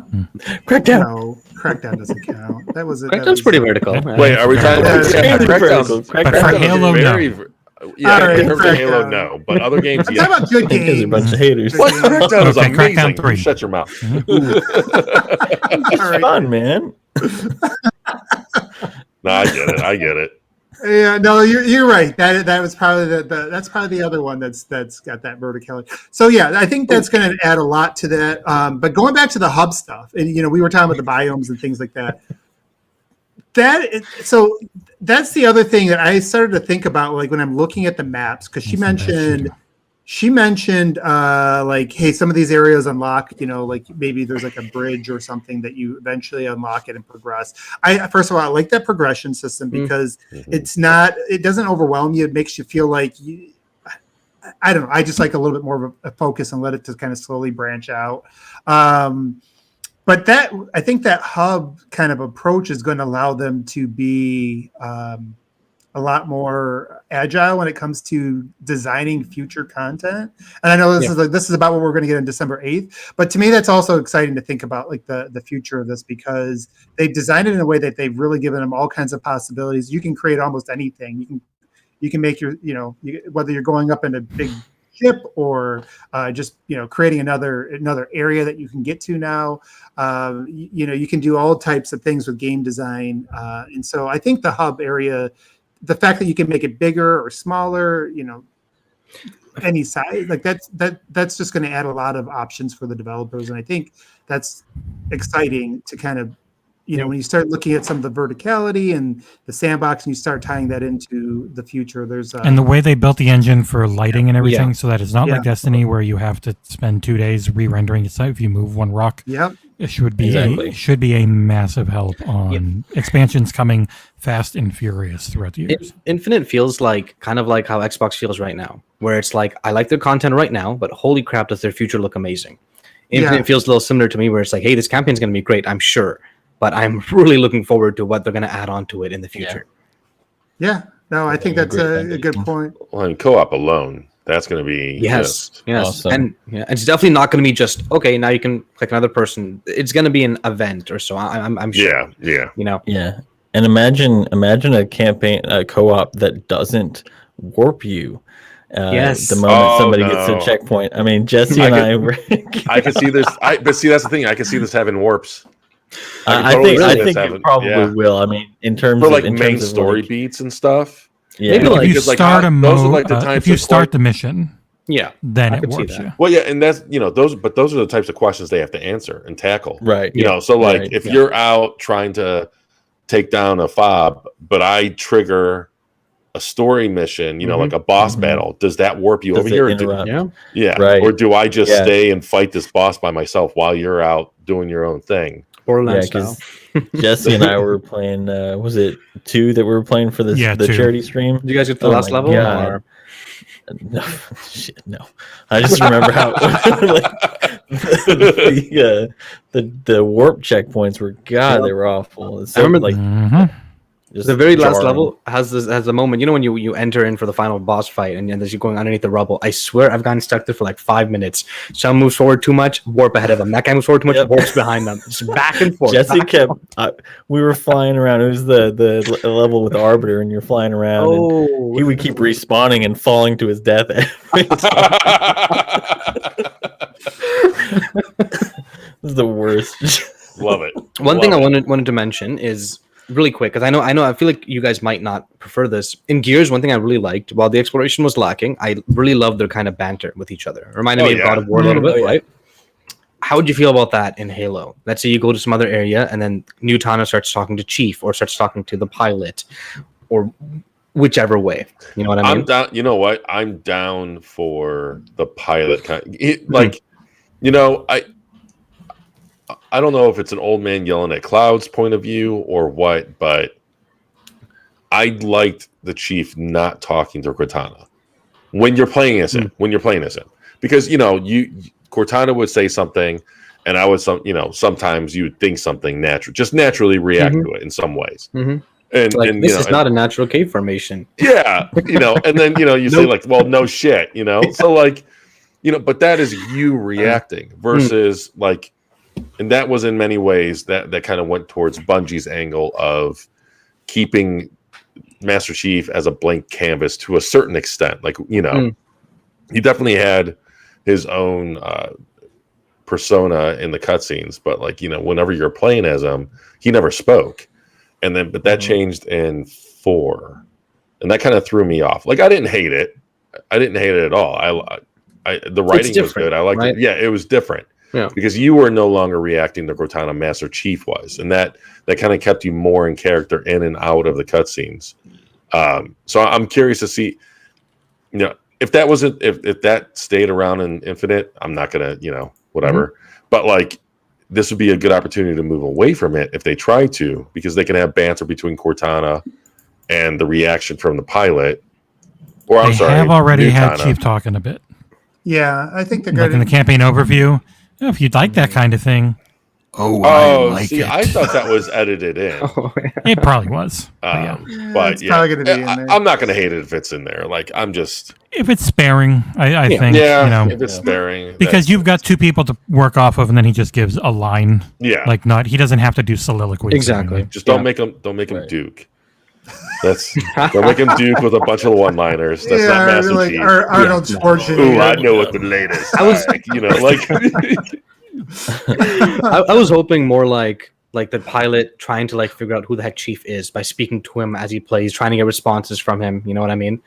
And failing because Chief is not that talkative. Even in 4 where he talked the most, he's still not that talkative. That'd be interesting. But yeah. All right, so I think we're probably gonna need to wrap up this section because we got to cover this whole tech preview. Oh yeah, that's great. All right, one last thought from everybody, and then we'll move on. Anything, it can be any of the subjects we covered. Just quickly, roundtable. Jesse, any one last thoughts from you? I'm really encouraged. Pretty much everything I saw was, if not exactly, it was really close to, like, if you go to our earlier episodes and you listen, what do you want from a Halo game? It was all of this. I just wanted it to be so much more for me to keep playing it outside of just redoing the missions and having fun, but having reasons to go to have actual side stuff and to have exploration and to have progression that really pulls me into playing it for 25 or 30 hours per playthrough. Yeah. Like, and having a reason to go around a Halo ring, and then after getting to play the multiplayer, getting to knowing how good it feels and how good the grapple shot feels and everything, just give me more and more reasons to keep doing that. And they seemingly are. So I'm very happy. Good take on that. Daniel, how about you? One last thought on the campaign stuff we saw. Sandbox. You took mine. I was gonna say, seriously, the mechanics and the sandbox that that they've built, just both in multiplayer and campaign that we've seen so far, just look incredibly fun. I mean, I'm gonna I was the guy that would see how many times I could land a banshee on a friend in multiplayer after I jumped out of it. So it's like there's so much to this. I mean, imagine doing that and then grappling the banshee, and it seems limitless. And so would you say it seems infinite? Oh no. Yeah, I'm supposed to do the dad jokes here. The bad The amount of fun seems infinite. God, that's terrible. All right, Sol, how about you? Honestly, I'm a little worried. When the game releases, right? I got your attention now, huh? When the game releases, my plan initially was to play as much as I could to get like any potential spoilers out of the way. The more I see of this, the more I realize I'm gonna need to block out like 3-4 days. Oh yeah, because I'm not gonna be able to just do the story missions. I'm gonna do everything. You know what I mean? Yeah. So I gotta kind of think ahead for that here. Yeah. All right, Mike, how about you? One last thought on it. I had certain anxieties after the breakdown video or whatever, but and a lot of those were kind of answered or calmed in this. I'm loving the extra content that we saw, the videos that we saw. I love the different approaches, the different options, and in some ways, this is like the closest that we've seen of Halo since the early like reveal trailers of the original, ring with animals and wildlife.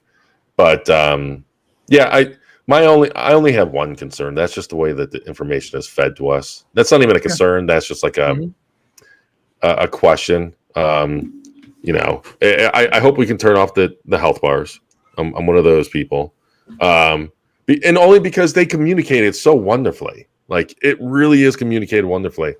But everything with the world to the gameplay, I'm pumped. I'm getting more and more excited the closer we get to it. And the more See, it's one of those things that the Banished do to be real badasses is they actually show you that's a hologram from their back. No, I'm kidding. No, I know. Look at my health. Can you believe it's 1 month, less than a month away? That's insane. man. I can't wait. I cannot wait. You think I would probably use this opportunity to cheer one more time for the death of the Prometheans, but no, that's not a forever thing, right? But I want to just say, grapple shot. It's something we've almost taken for granted over the last, I guess, year or since they revealed it in the initial reveal. It's interesting because I talked to a friend of mine who's a little bit more a little bit less positive than I am about things, and one of our conversations. His name begins with E and ends with recap. Oh, sorry. Stop it. But anyways, but a few months ago it was like Halo really changing a lot. Is it really is it evolved enough after all this time? And the more that we see with the verticality and the use of the grapple shot, we now know that you have unlimited uses. It's just on a timer, and I think it's really being almost underemphasized. Underemphasized, underrated. Like the impact that it's going to have on the campaign, and I think even from those of us who played in the multiplayer, because it's such limited use, I think it's hard to really put into context of how that's going to change, and just the way it can flip. It can flip the situation on the battlefield, right? You grapple to one spot, now you go from having being at a disadvantage to having an advantage, and it brings that environments to life, and it almost just adds something more to everything you see around you. So I think that's the thing that really stuck out to me today when I was watching that over and over again. So, but yeah, there was one other thing they confirmed today. There is no limited or collector's edition from 343. Okay. Anyone that you see is going to be made directly by the store. Like the Walmart one was made by Walmart. That's why it was stuff Or the Target one that you could listed. find other places. Yeah. Okay. Well, it saves me money, I'll be honest. And I don't want a physical edition anyway. I mean, a physical edition. I'm still waiting for my my Halo console to charge. Oh, you got it, right? After like 13 or 14 tries. Nice. I'm still kind of trying. If it's anything like all the controllers lately, it'll probably be delayed a little. I hope Hey, so.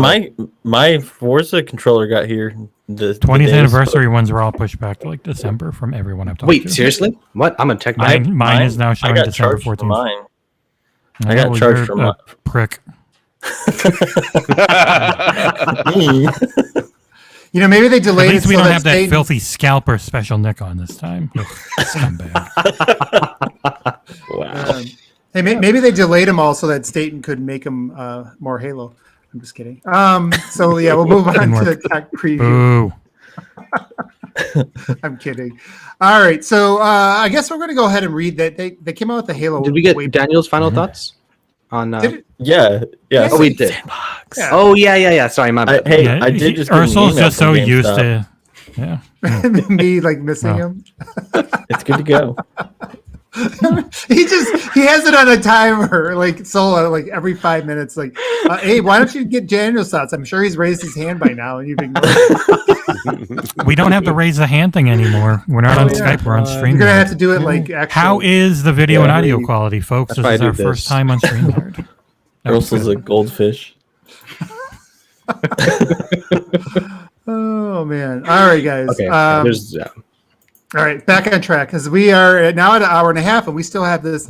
God, this blog post. I'm like looking at it. This tech It's review. insane. This blog post would have been an hour and a half long show if we went Yeah. through the whole thing. All right, so We have to we're be gonna quick. the main stuff. fly through it and maybe come back to. They're some keeping of it. Ursul's shitty new or old friggin' I radar. disown that. Okay, Good job, we podcast Ursul. guys. This is all your fault. Buttface. Yeah, it's all your Can fault. somebody man. send them like a message like we got Ursula to change his mind. He said he's fine with the radar that the better radar. That's better. Yeah. That's better. I mean, obviously, it's not even Actually, kind of interesting. Where did they see all this data that the people liked this one? Because I always They thought watched that- the They show and they sent heard out they sent out a lot of people got a certain percentage, as many as they could really parse through. They did surveys. For people. Okay. I never get a survey. I Neither don't did think I, it's to be anywhere honest. near everyone because they want to go through and read them. Did So any they of probably I get just do a few surveys thousand. for everything else, but I did not get one for Halo. I think Well, they that's had how we do the millions of people podcast, in I this, so guess. it's probably a few thousand that they actually surveyed. It's obvious they only sent it. They to surveyed the people that wrong had- ones too. Yeah, they gave it to Surveyed people that idiots. the shitty opinions. Bastards. Yeah, they sent it to the They kids. surveyed Ursel 500 times because he signed up on all those emails.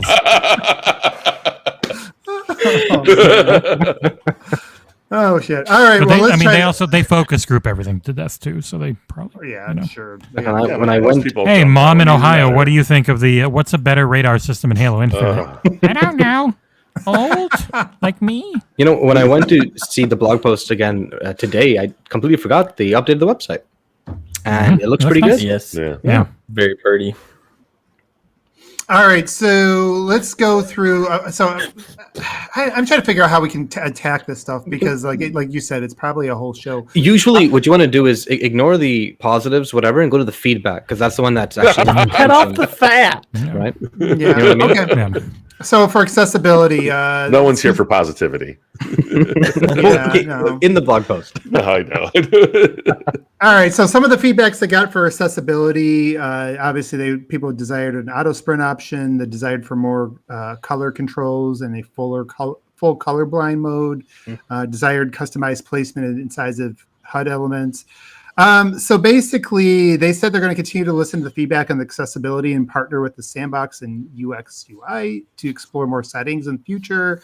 I think like the gist of this is that, you know, a lot of the things that they're talking about here, they're going to be adding eventually. They said they won't be at launch, but they, you know, some of these things are going to come sooner than later. So, I mean, one of my big takeaways from what they were saying here is like a lot of the things they're getting feedback on. If they're not going to be there at launch, they're just going to keep adding them.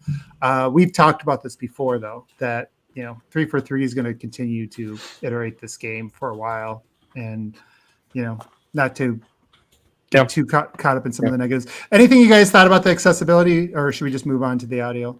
I think and it'll be for this, and it'll be for most. Pretty much everything they said is we're listening to you. We're going to work on it after launch. Yeah. Launch is locked. It is content done. It's probably just bug and polish adding, bug testing, removing, polish adding for months and months. So like this whole entire blog felt like we are listening to you on everything. Yeah. Also, nothing's going to change right now. It is what it is. We hear We'll you, hit it. but it doesn't matter right now. Fucking radar. So Like, we are going to work on all of this. We promise. We're not working on it now because nothing's changing. We are locked in for lunch. Sorry, but please don't yell at us too much. We are going to get to this probably right after Christmas. That's I the don't reality know. of game dev, right? Maybe a few Right. things here and there before Christmas, and then they deserve to have a nice long Christmas and then come back in the new year.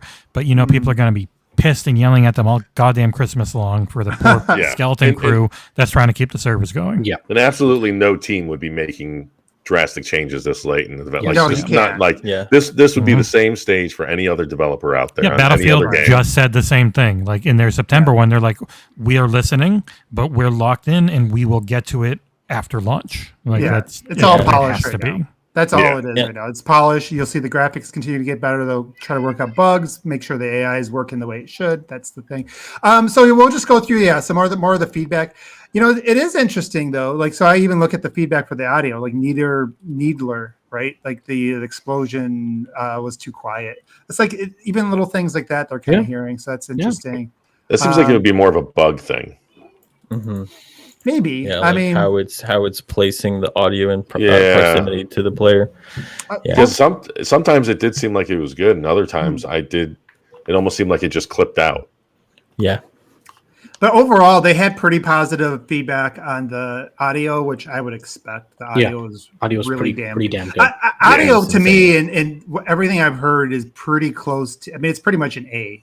I would say the audio and the sandbox are the two things that are like look like they're A plus. Regardless of some of the other opportunities. Let's see, for live, it says feedback. Many players wanted to earn per match XP outside of challenges, so they're hearing you guys on that. Concerned around timed double XP boost efficiency, and desire for a career ranking system in addition to the battle pass. So it's good they acknowledge all three of those, because those are things that we have heard some negativity on, and even like, why wasn't that ready at launch? But they did say we're aware that there are desired changes for a broader progression system outside of the battle pass. After the last flight, we have adjusted our daily challenges to be more focused on a per match play model. The other big issue was making double XP boosts more time efficient in match on usage. It says, while we're going to explore these changes, which could be larger undertakings, they're also looking into faster options, such as the ways to increase how frequently XP is given out via challenges and potentially tying XP boosts to matches played rather than time. Yeah. So I think the gist there is that there's some changes that are going to take time, and they're going to look for some maybe short. Though what's funny is, you have like a large group of people who are like, oh, why are they still sticking with challenges? So why don't we just do just the XP per match? And I'm like, they're still listening. They're trying to do what they're trying to do, and they want to stick with challenges for a reason, right? They're more dynamic, they're more interactive than just X amount of EXP if you've got X number of kills, blah blah blah, that kind of thing. It's more carrots, and there's not that doesn't have to be a bad thing. Yeah, right. Though I feel like they should definitely tie EXP boosts to matches played. I feel like that should be a no-brainer, rather than just having it just go the entire time.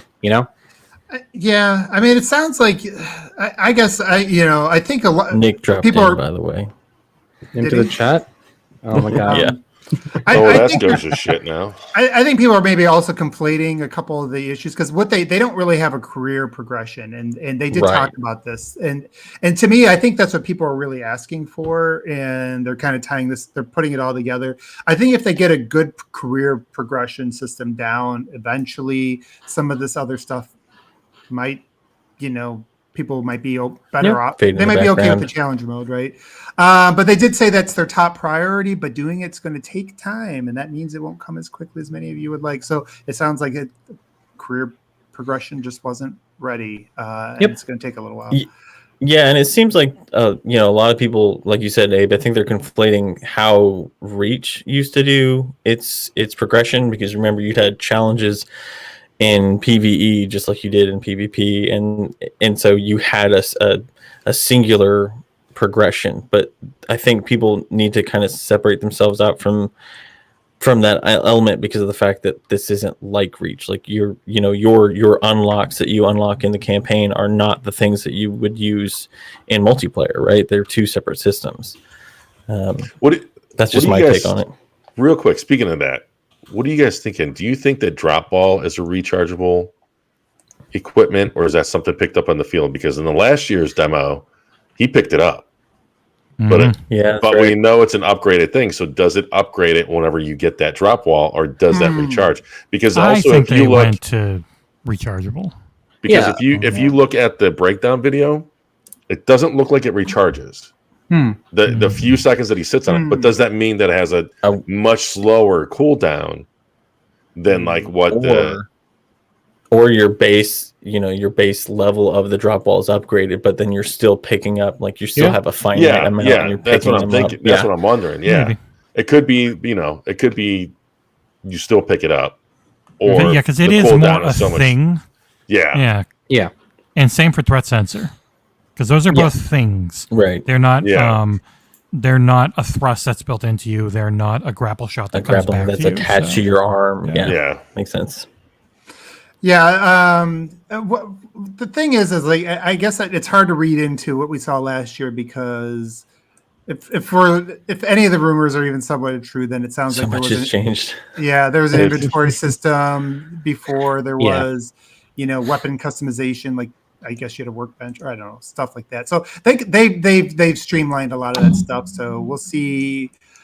I feel like a charger, or a timer just makes more sense in Halo, but I could see it working like grenades too, right? Like you pick it up, but maybe it's upgraded. So I guess we'll have to wait and see, because that's still an area we don't have details on. Let's see. So by the way, so Nick, we're not going to read that out because we think that's wrong. I mean, somebody probably sent him a DM, and he doesn't read anyway. So I mean, Well, no. Read The the thing DM is, again. it matched what he wanted. Like he said, they should release multiplayer first and not wait for the campaign. And plus, he also really likes it and wants to play it. So. But Yeah.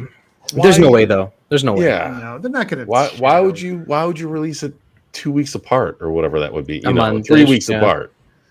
right? That's- Especially right after you It's just again, dumb. you've got the full big marketing deal on with Battlefield. Yep.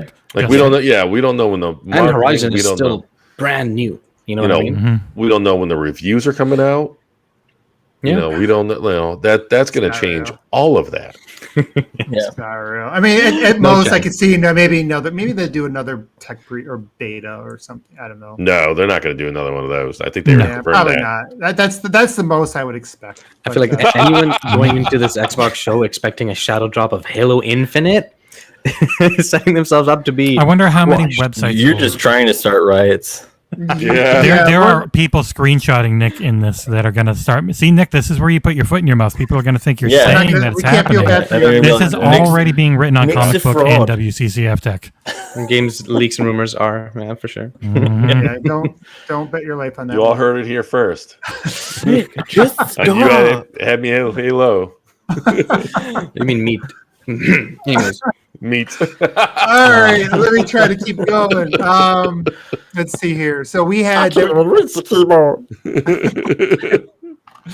So let's see. The feedback on the training mode was players wanted to play on fragmentation and have their friends join them. Yeah, I mean, obviously that just wasn't ready. Let me see. What did they say about that? Training mode is It's pretty much that one is just going to be you have custom games and Yeah. then you can play whatever Yeah. you want on whatever. They map. mentioned So that you training don't mode- need it in yeah. training mode. it's not a dedicated server, right? It's locally hosted, so you can't kind of invite people. It's just for your own thing.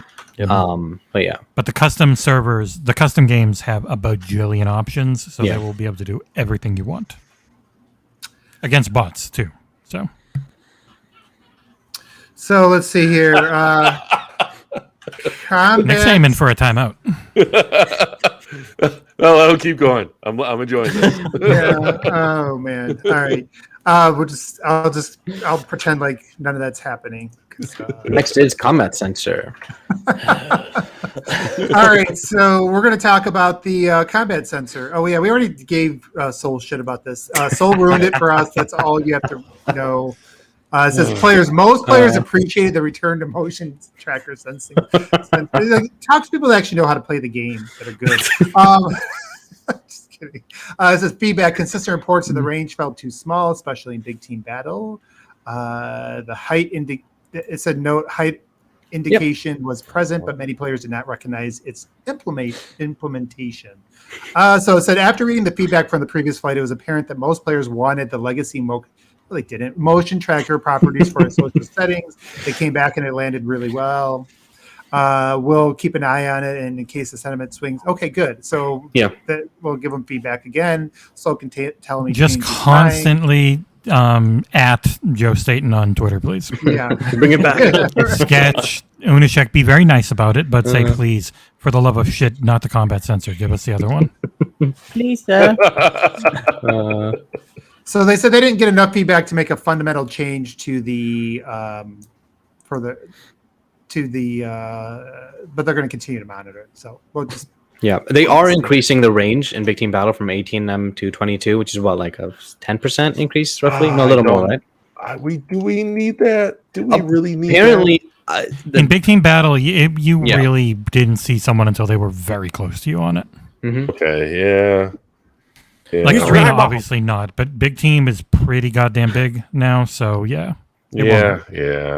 Okay, I can see it in Big Team. And Big Team's more of that's kind of like the mode that you're just going to play with all your not good friends. That's where Soul can join us. Like What? what, Gabe? Yeah.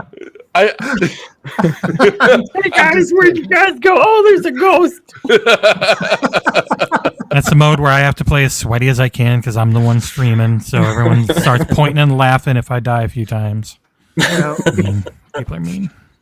All right, let's see. So Arena, maps and modes. So some of the things I got feedback on was some players expressed a desire for the flag to kill in one melee. Others appreciated the current tuning. I that was an odd thing for me. Like if you got the skull or if you have the flag, one shot melee, I think, because you're moving slower, you're at a disadvantage, and yeah, it pushes team play and teamwork for the other people whenever they're trying to protect you, but you don't always have people around you, and you still want to. It is just that chance. You can still melee faster, which I think is a good in between, depending on how you feel. So you can double melee someone with the flag before they can double melee you to kill you. But if they shoot you beforehand, and then I missed the one hit. They did say, as like, I'm reading this, and they did say they've been testing it and tweaking it quite a bit to get it. They said with this current melee tuning, the flag takes 2 hits to kill, but its melee swings are faster than a player who's holding a weapon. So that's just what Jesse was saying. Oh, okay. Yeah, but Sorry, I was never reading. I listens. wasn't listening to you. That's what one of you guys were saying. All right. He's like me. I can't read or watch something and also have people talk to me. No. It drives me nuts. compute. Yeah, I do agree with them when people were unsure about the flag visibility rules. That was me too. I didn't realize that the moment you sprint, you are now visible to the entire team, right? That's something that they definitely need to communicate a little better, I feel. So good. You know what? To be fair, it did take me 3 days to figure that out. I didn't find that out until Sunday. So like the whole weekend, I'm playing just normal, like thinking it's the old radar. Yeah. So yeah, that's definitely true. So the one thing they are getting rid of, and this will ruin some people's videos, I guess, sandbox videos, but the bug that allowed vehicles to push the flags was disliked by most, and it looks like they're getting rid of that. So. Oh, really? Yeah. That is awesome. They've already gotten rid of it, you mean? Yeah. Yeah. What about, are you still able to ride on top of the wasp with the flag? Probably. Yeah, I don't see why they would get rid of that. I mean, the bug was that you could literally push the flag, not someone holding Right. the flag. It actually had collision detection on it. Yeah. No, Right. I get it. It was just it was Made funny. for good video. But it was not. It did. It's not very well balanced. I get that. I wonder if they can make that a toggle in custom games. So you can still Probably. do fun shit if you want. Yeah.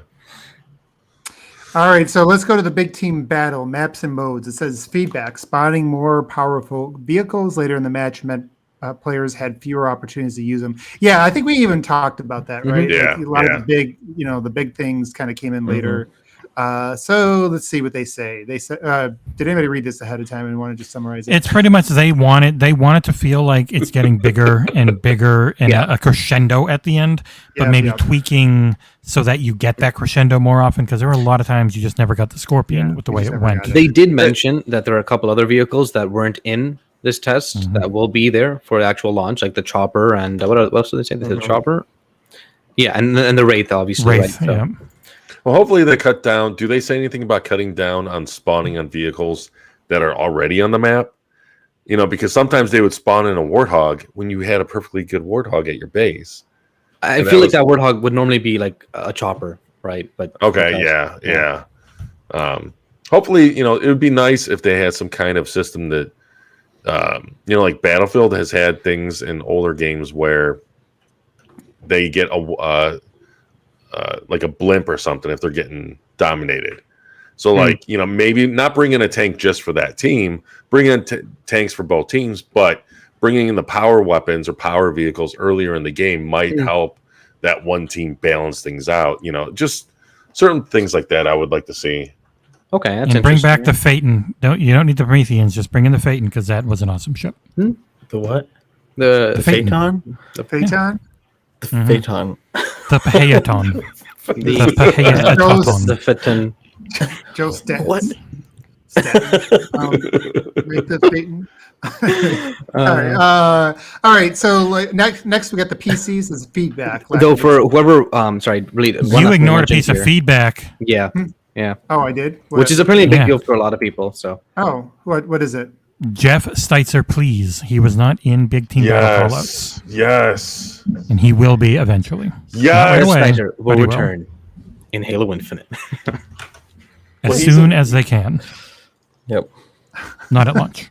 Nothing at launch. Not long after launch. Who's that?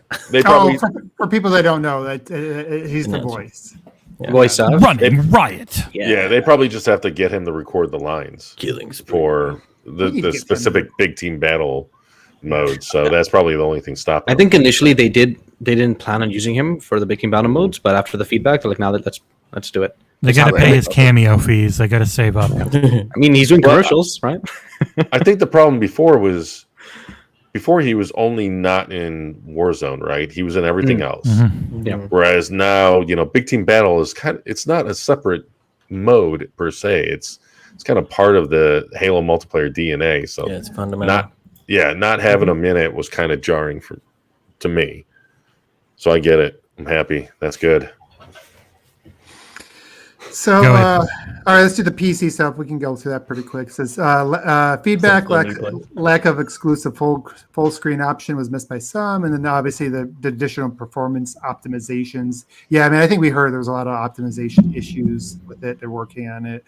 The very first, the first half of the flight, or the very first flight on PC, they had a misconfiguration in the EXE, which was like a 20% performance loss. So. Between weekend 1 and 2, I knew people that played on PC. They're like massive difference.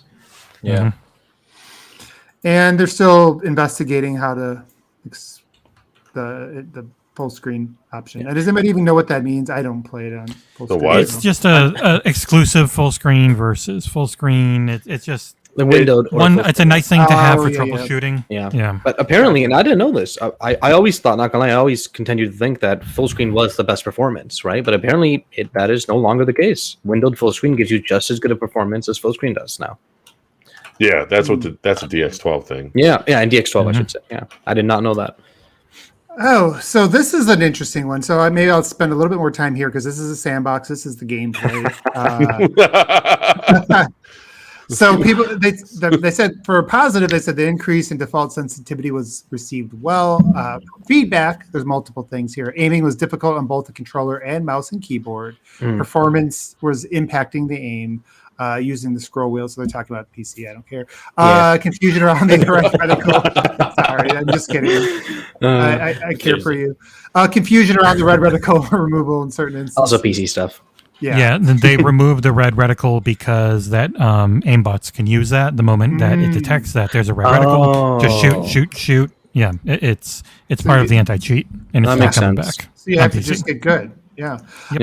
So aiming was probably the most highly debated topic we saw emerge during the flight. Since we're a first-person shooter, it's not something we take lightly, and we monitor it closely across both weekends. Some liked how difficult the aiming was, but many players felt the aiming was too difficult or felt bad. And I did hear some mixed. I actually liked it, but we also know that there were some instances it didn't feel great. Yeah.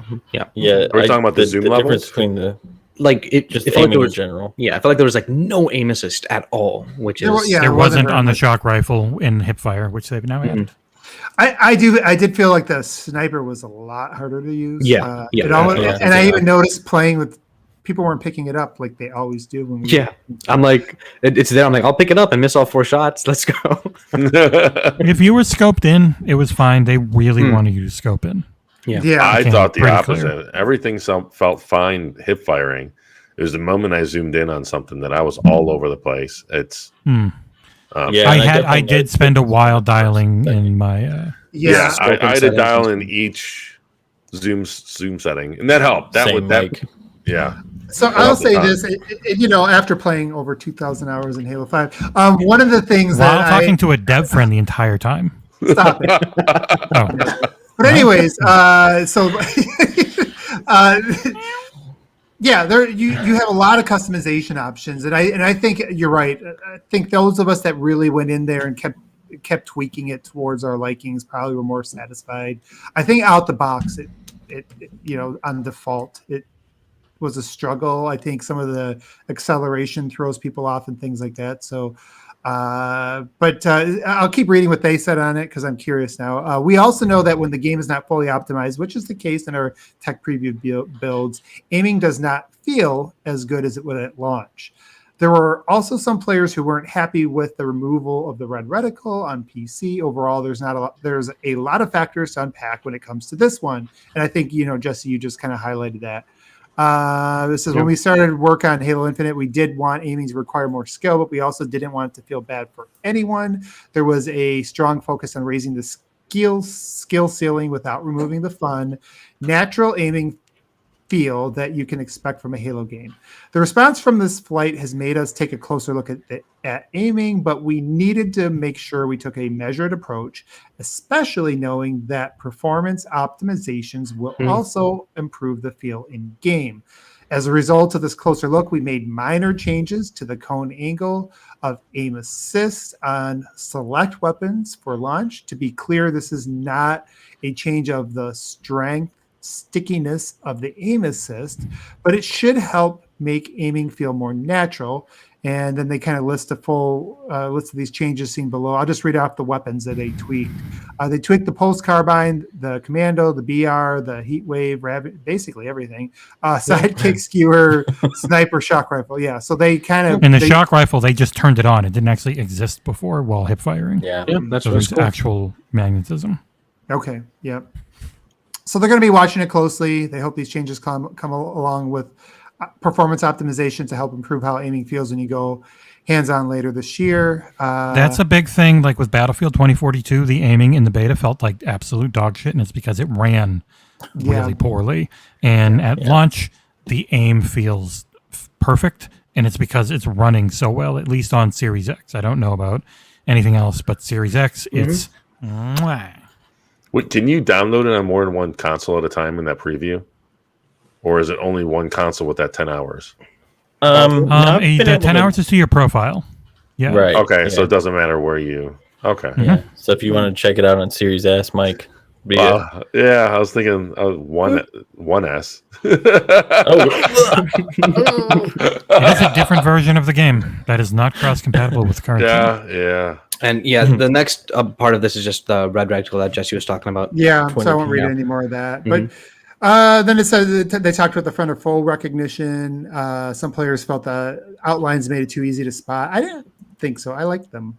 This is actually a pretty contentious topic right now in the Halo community. Yeah. A lot of people, well, by people I mean our Halo, so not. Can you consider them people? A lot of those are Halo members. Hate the outline system. They say it looks cartoony. They say it doesn't look good when they take screenshots. I personally don't care. I think it looks pretty damn good and it gets the job done. Right. It's That about is a readability. community concern, you could say. I would prefer they have it off for enemies and keep it on for friendlies. That seems like it'd be a good compromise. That way, it's easily communicated who's a friendly and who's not, and all of the complaints surrounding the enemies goes away. You know, like that would be my preferred way, but it's not as bad as I thought it was going to be. It's pretty good. They did say they'd like to provide the option to turn them off completely, so it'll eventually probably get there, I feel. Yeah. So how would that work then? I wonder. Yeah, I guess you could have like an icon If on it's top. like Battlefield, that's what it is. You get a little red thing to let you know the enemy.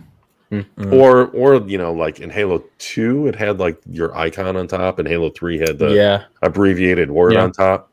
Granted, you always had your colors, but there's other ways that you can communicate. They'd probably do what you'd say as well, which is you can keep them on for your allies and take them off your enemies, right? I'm sure they'll give you that split. Yeah, we'll see. I mean, they're going to continue to get like a lot of these little tweaky. Like I'm not even going to get too in love with or hate too much on a lot of these things because they're just going to continue to go with whatever the consensus says on them. So let's see. For the weapons, though, many players expressed concern that the plasma pistol underperformed. I heard that a lot. I don't use the noob combo anyways. I'm not a noob. Some players are worried about the bloom on the... You're 2,000 hours in. You don't need to be a noob anymore. No, you don't need to use... I mean, it took you 1,950 hours to finally not be one, but you did it.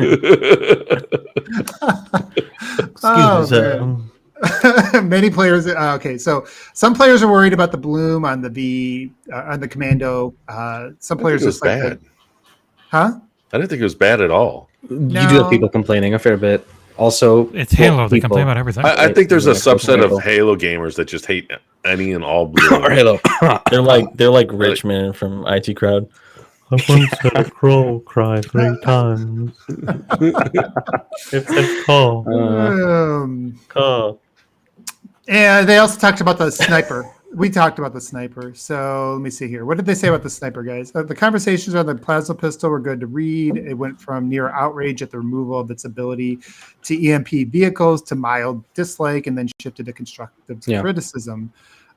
We expected a bit of shock when that change came into play, but we're happy to see the conversation shift towards feedback because we agreed with a lot of it. We also noticed it wasn't performing well in its intended role against Spartans. So I guess they're going to make it more useful in that Maybe regard. make this, I'm glad it's like not its direct shots are completely useless. So yeah. Mhm. Let's see, bloom or accuracy. I know people are really interested about bloom, right? Basically, I just read through it. Long story short, they talk about how the pistol, the sidekick, is meant to be a sidekick, a sidearm, right? It's not meant to be your main thing. And then for the commando, they nerfed it just a little bit. It now requires one more bullet. Oh, they did? Yeah. I thought the commando could have used a slight buff. Or I thought it was either like perfect where it was, or could have used a slight buff. Because especially if you like tap fired it, like control fired burst, it was great at a distance. That's it's the thing, only right? whenever you try to hold it down that it didn't do great at a distance. But that's how it was meant to be. I was going to say, what's interesting is this is the first time I've never really looked into bloom, why games have it, whatnot. I just know it's there. And what's interesting is they use the term accuracy decay due to poor trigger discipline, right? So it's to simulate. Right, it's to simulate if you were firing a gun in real life. If you pepper your shots, you give your arm time to adjust and retain its the reaction against the recoil. Plus, your gun isn't having that crazy shake and vibration and everything from just the consistent shots. And the crazy thing is, it's been in there since Halo CE. Yeah. And only I think what was in Reach is where they started visibly communicating it, right? And that's where people started losing. Now, granted, I don't think it was always to the extent in Reach.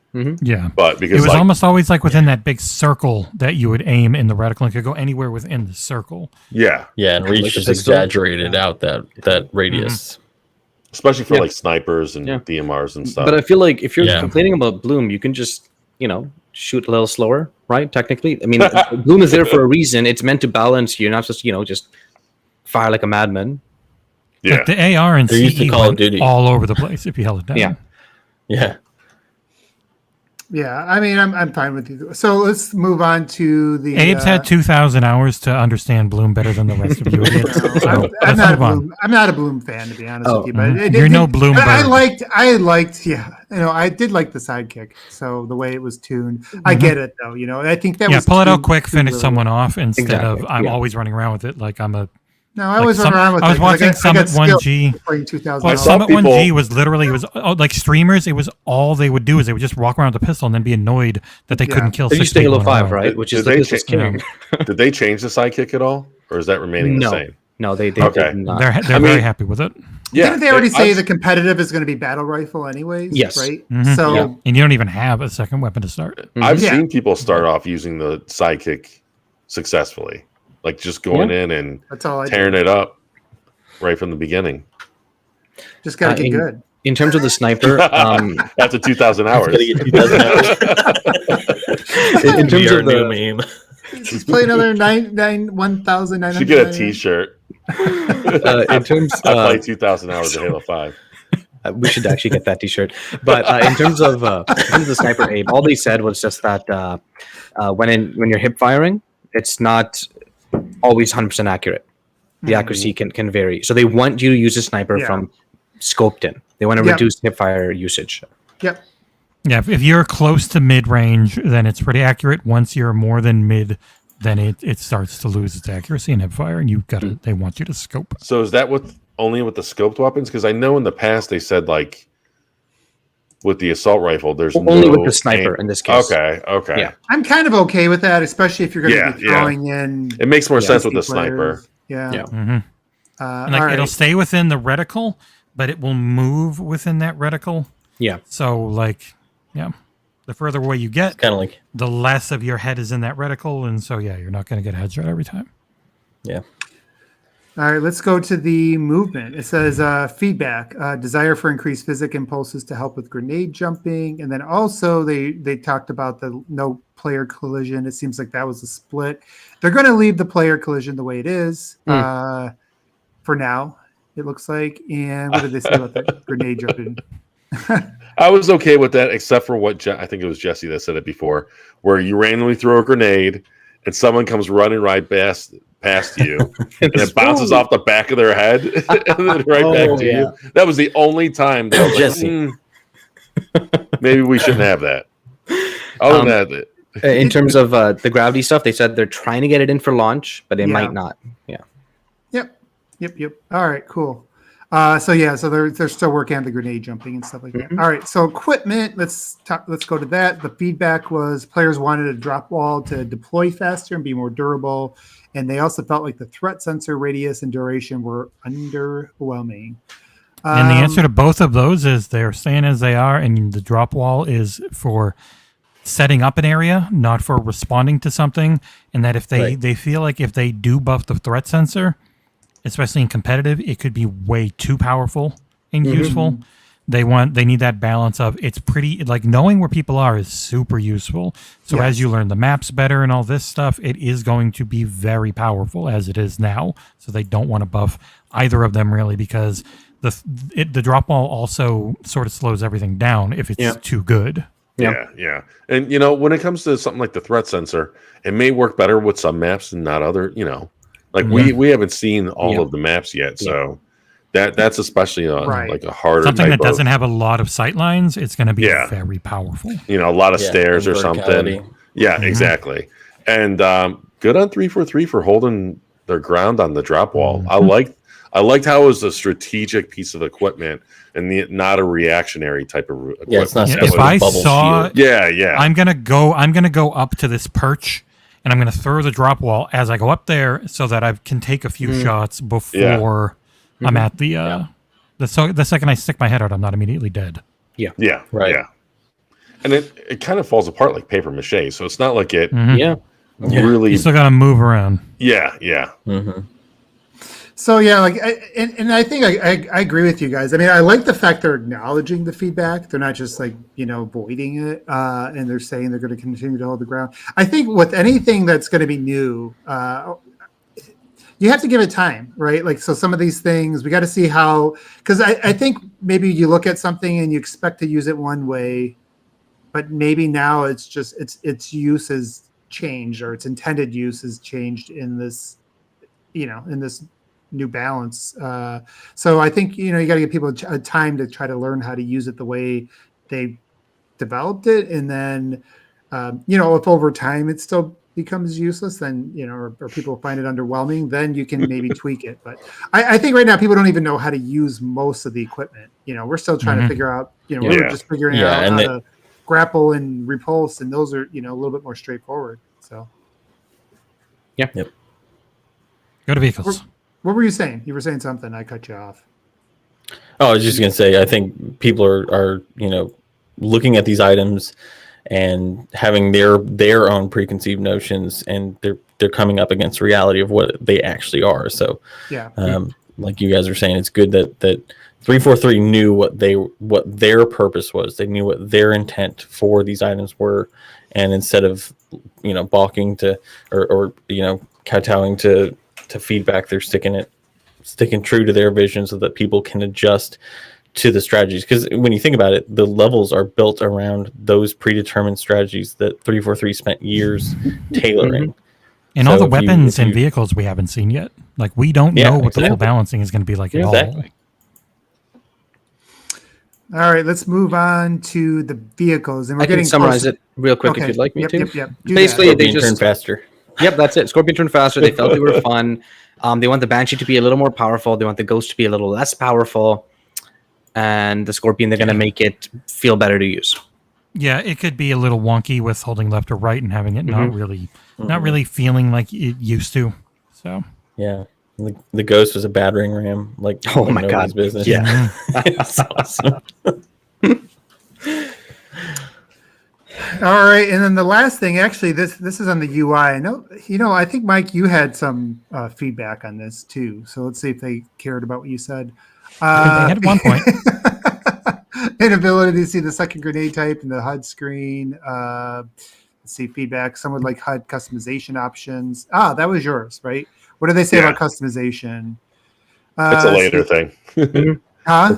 It's a They later agree with thing. it. Yeah, they later. agree with it, but good. actually building it into everything will take time to do right. Yeah. Okay, well, so they listened to one of you guys when they shouldn't, and then listened to one when they should. So I'm glad that worked balanced out a little bit. Guys, which of you have pulled up the community questions? I got them. I have We have questions too. Yeah. So I have them up. So if I have the people are reading forum. them, We're going to make these quick hitters. We're going to do like, Holy crap. pick a question to answer. all right. All right, I'm good. You can right, start read reading them. the mic.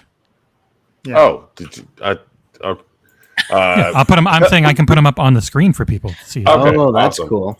So Patrick Payne says, salutations, you pack of grapple shot monkeys. My question is regarding the drop wall. Everyone has a strong opinion about it being too weak, but never a solution until now, because you're going to give it to us. What can the devs do to tweak this thing where they don't make it overpowered, but make it more situationally useful? Or is it actually fine how it is? Just maybe not the most exciting thing to use. I'll hang up and listen to your answer.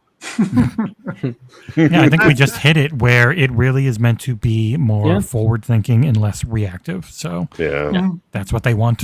And I'm wondering how the upgrades are in the campaign, exactly what they are. Yeah, I that'd think be they will interesting. have things there to make it more reactive and more powerful because it's a very different thing to balance. Give it like Yeah. a reflector or something, Mhm. Yeah. It can get some cool overpowered stuff in campaign. Yeah. It's one it'll thing. be It's one thing in the multiplayer where you respawn, but that doesn't happen in the campaign. So when you're getting surrounded, when you got a lot of enemies around you.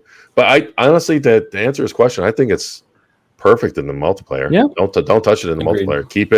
Keep it how it is, because it's not a bubble shield. Yep, exactly. But Yeah, it's not meant to be a trench that you're digging into. It's meant to just give you those extra couple seconds to reassess the situation. Take those extra shots. Yep. Yep. All right, cool. Next question. Good old Colin Wood says, Halo followers. Given the possibility of how large the map for Halo Infinite could be, would people like a free roaming mode in the same vein as Legend of Zelda Breath of the Wild, or more precisely, Assassin's Creed Origins or Odyssey? No combat, just exploration and travel. Maybe It could be as a- neat. I feel like an that's end not game? gonna happen ever. Yeah. Yeah. You know what? That might be a good, like, PC mod. Yeah. well, a PC mod or a new game Forge. plus, like a Yeah. new game plus option. Because like Gears 5 had a bunch of those like different mods and stuff you can add to the campaign, Mm. but I'm pretty sure you had to beat it first. Mhm. And it's everything like big head mode to Oh, different yeah. filters Dave and stuff Bautista like as that. Marcus. Yes, Dave Bautista as Marcus, exactly. Kawaii mode. So like maybe make it a new game plus mode. I can see them doing that because at Ooh, that point let you you're- play as Locke in New Game Plus. Oh. We're probably going to find his corpse somewhere. I was gonna say you play as a No, ghost. they're That's gonna how bring you're him going back. around not getting I any think enemies. I think some of these characters they'll bring back eventually. I think all You're the gonna dead find Spartans are Buck gonna and be. Dare dead. I Died think in each other's no. arms. I bet you all the Spartans. I are don't kind of- know. I don't think If- we're gonna see named Spartans to pick the cores out of. Yeah, they better not kill off Buck and you just come across. What if his it's head Palmer and you get a core from her? No, Everyone will be Palmer's happy. cool enough, I Yeah, guess. Palmer's Mhm. cool. I like Palmer. Yeah, Wait, she's for a totally second. awesome. She's not afraid to give the chief shit, and Yeah. I respect that. Can we talk about how like armor cores? They sound amazing as an upgrade, but not gonna lie, when I'm Spartan thinking cores. of it, Spartan cores. My bad. When Yeah. I'm thinking of it as like from a lore perspective, I'm like, that's not how it works. You can't just know. make all of his stuff better just by picking up equipment that he should already have access to. But yeah, whatever. That's just. Don't over- Well, he had them in there, and then like at the beginning of a Metroid game, when he gets thrown out into space, they all just fall off of off? him and Okay. then fall onto the ring, and you're just finding them there. Well, You know, I think what I- happened was that the librarian that scene in Halo 4 turned him into a Highlander. So he's just absorbing. Ursula, you're Whatever probably this too is. young to even No, know what man, I've seen Highlander is. Highlander. Not in theaters, mind you. I'm not an old fart, but Wait. That hurts. And Connor McLeod at the Glenn McLeod. it's a good movie. Oh man. Old movies are the best, anyways. I'm just saying. Either way, it's more realistic than the numbers popping off of enemies and gaining experience points from So whatever. It's a video game. Yeah, it makes enough sense. All right, let's go to next question. Mort says, "Greetings. First, I'd like to say how awesome I think it is that you're going weekly with You at Me at Halo, my favorite Halo podcast on XboxEra. Been a long ride, and we are finally coming up on a release date of Halo Infinite. Yes." What does it mean? He's not super excited to hear John and Nick get things wrong about Halo Infinite all the time. we really should get them on the show one more time before we got to get John at least, But so a question: with the success of Forza Horizon 5 Premium upgrade, do you think Halo Infinite should do something similar? What do you think such an upgrade should contain? Early access, a single player expansion, a battle pass, skins? Question mark. Hugs. If it's anything, and like the deluxe edition of 5, it would just be some multiplayer stuff. Yeah, I could see them doing next number of seasons. I mean, aren't they also doing separate paid DLC on top of the seasons? See that For multiplayer? The fractures aren't. They're free. The only thing we know of that's going to cost money are the $10 seasons. That's it.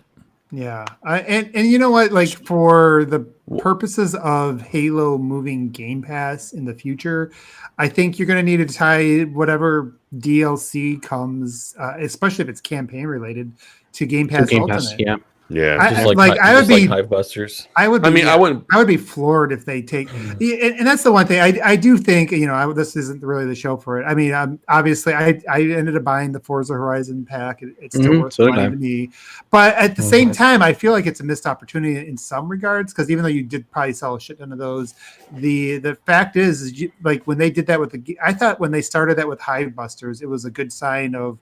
How are they going to get PC players to upgrade to Game Pass Ultimate? How are they going to get somebody that doesn't need gold, or how do you get rid of the gold in the future and make people want to get Ultimate? And so to me, that was a logical upgrade path. You just include all the DLC, and then that's why people will want to be on the higher tier of Game Pass. And I'm expecting them to do that with Halo, regardless of what they do with other games. I hope that they do it with other games too. It's just like if you do Ultimate, you get all the extra stuff, or at least you get the DLC. On the flip side of that, though, with like just people that want there should be an option for people that just want to pay money instead of subscribing. So that would be. Oh, it's definitely still going to be able to be purchased for sure. Yeah, but if the expansions aren't like day one on Game Pass, Halo Infinite, then someone somewhere screwed up big time. No, that's totally true. Yeah. But Morse just sounds you have to be able to buy them because of Steam. Well, he's asking. Yeah. He's talking about like some kind of premium upgrade though, like the Game Pass that you can buy it. That's Horizon 5. No, like Forza, where you could buy early access in the expansions. Yeah. Right. Okay. You can either buy into a pack that gives you early access, or you can buy that tier package. And State of Decay did something different or similar too. They had the $30 version instead of the $20 or the $40 version instead of the slightly more expensive, and you got like the first 2 DLCs, and you're able to play like 2 days early. And I bought into it because it was like $40 or $50. It was fair. I thought there was a leaked image of Halo doing something similar. Wasn't there? John actually talked about it. It was a internal debugging thing. It wasn't a real upgrade package. It was just like a testing thing. Oh. I don't appreciate when they manipulate my FOMO or whatever. If it was exclusively to get people to play early, that's where I get bothered. Yeah, because that is kind of like a marketing or manipulative ploy to like monetize FOMO. But when you add in additional content, especially if that content's a discount, then it's easy for me to, Yeah, with for example, the premium add-on bundle for Forza Horizon 5 ended up costing you less than if you were to buy the VIP, the car pass, and those 2 expansions separately. And you got the early access on top of that. So they're tried and tested. Like, those expansions are going to be good. What's the worst thing to ever happen in video game history? What? Xbox. The one thing people were losing their shit over they're saying this is day 1 in Game Pass. No, it's not. No, it's like, well, to Abe's point, I think. Oh, go ahead, guys. To Abe's point, I was kind of surprised that Game Pass Ultimate didn't have at least the early access. I think if they gave Game Pass Ultimate just the early access, not all the other stuff, but I think that would have calmed a lot of those criticisms. Yeah, because they did that. They did that with Gears 5. Yeah, Gears but that's 5, the only one they've done that with, though, right? Yeah, hopefully they just get more consistent and just make it clear whatever they're going to do. Yes, first party needs more perks. My prediction is they're going to use Halo's DLC, campaign DLC as a way to get people to subscribe to Game Pass. Because if you're coming out with DLC every year and it's Halo DLC and this is a game played by tens of millions of people, that seems like one of the reasons why they would stick. Right, especially if they're like Halo. So, but we'll see. That's my prediction. We don't know. I think Halo is going to be more of them trying to push people into Game Pass than make money off of it thing. It's going to be we're going to make this an incredible value with Game Pass by constantly pushing Halo with it in a way they really haven't with some of the other games. Yeah, I feel like they might be waiting. Sorry, my bad, Daniel. Go. You've been trying for a while. I was going to say, to Abe's point, I think that we're not going to see carte blanche first party DLCs in Ultimate, in Game Pass. In Ultimate, I think that Halo should be because of what Halo means to the Xbox platform, and also because the draw that it has. But kind of adding on to what Jesse said, Game Pass Ultimate needs more perks for first party titles. Like Fallout First was on there for 1 month that you could get for free, but they didn't do it again. They've done like little cosmetic packs after that, and so it's one of those things that I think if they really want to push subscribers, they're going to need to add in whether it be season passes for Halo for GPU or ESO Plus or Fallout First consistently, something like that. But there definitely needs to be more, because there's a lot of third-party perks right now and just a few first-party, and that seems it's mostly been Sea of Thieves. And at the end of the day, we know Xbox is about Game Pass, and and Nadella wants to get his bonus next time. He needs another yacht. So that's how Nadella's going to be like, I need my yacht, guys. Put I want to go to space. All Halo stuff in Game Pass. I do think that. Yeah, sorry, Mike. No, go ahead. You I was going to say, I feel like ahead. you won't get these really high value aspects of Ultimate until they get rid of gold. You know what I mean? Because right now, Game Pass Ultimate's value is that it bundles Xbox Live Gold in it. Once that goes, and it will go at one point. They need to now add more value, right? Like, okay, what can we tell these guys to get this? EA access is there, sure. The UB thing, if it happens, will most likely be there. I'm hoping that's when they'll also do stuff like Ultimate Editions, Premium Editions, that kind of stuff. You know what I mean? So you don't see them keeping gold around, but just removing the online gaming. Well, I mean, that is basically removing gold, right? Well, yeah, but because every other component free games split off from the free games. Games. Which are junk. Don't get me wrong, but I just wonder if they're going to try to keep that part of Ultimate. Yeah, fair enough. Just to try to add value. Yes, I could. Maybe. Yeah. All right, hey guys, it's been like 2.5 hours. Yeah, what are you doing? We're like crawling across the finish line here. So let's. Does anybody have anything that we missed? Otherwise, we should. Yes, the fact that we are going weekly through lunch. Yes, through lunch. So for next week we'll be live. On Thanksgiving we'll be not live. We'll be pre-recorded. Maybe a lore-focused episode with a special guest who's sitting right over there. The old your cat, lovely wife. My cat's over there. Sorry. Oh, my bad. But yeah, so through launch, and then with like a big special launch show on the 9th, we'll be going weekly. Yeah. And if any of the watchers, if they have any feedback on what they want to see as we approach Halo Infinite, maybe like I mean, we already have a Who Are the Banished video. We're definitely going to obviously put that more. But what you need to know, stuff like that. If you have any ideas you want us to do, hit us up and we'll see what we can. All right, Soul, sign us out. Yeah. Out of curiosity, who signed you guys off last week? I don't know. I don't know how we didn't go we- last week. We went 2 weeks ago. 2 weeks ago. 2 weeks ago. I think it was me. I apologize. Okay. Well, I mean, thank you guys for watching. If you're new to our channel, please take a look at it. We do reviews, we do impressions, we do podcasts, right? We have our main podcast, our Halo podcast. Check out our forum if you want like a nice little, like, I don't want to say quiet, but a nice like homey feel almost to discussion in a way. And if you really enjoy our content, check out our Patreon. We can keep doing what we're doing because of the Patreons, which I believe like we have like 2-3 Patreons in this podcast itself, which is always kind of funny for me. But Patreon.com/XboxEra. yeah, it should be in the description as well. And yeah, if you guys have any questions, every week at this point, we're answering literally every question we get. So if you want us to answer anything, just follow our Twitter. We'll post the response saying, hey, ask some questions, or the forum. Ask us Yeah, it's it. all and mostly through the forum because no one ever responds post on Twitter. Yeah, basically. And yeah, thank you for listening. All right, everybody. We will see you next week. Later, everyone. Bye. Yeah. Bye. Jeez.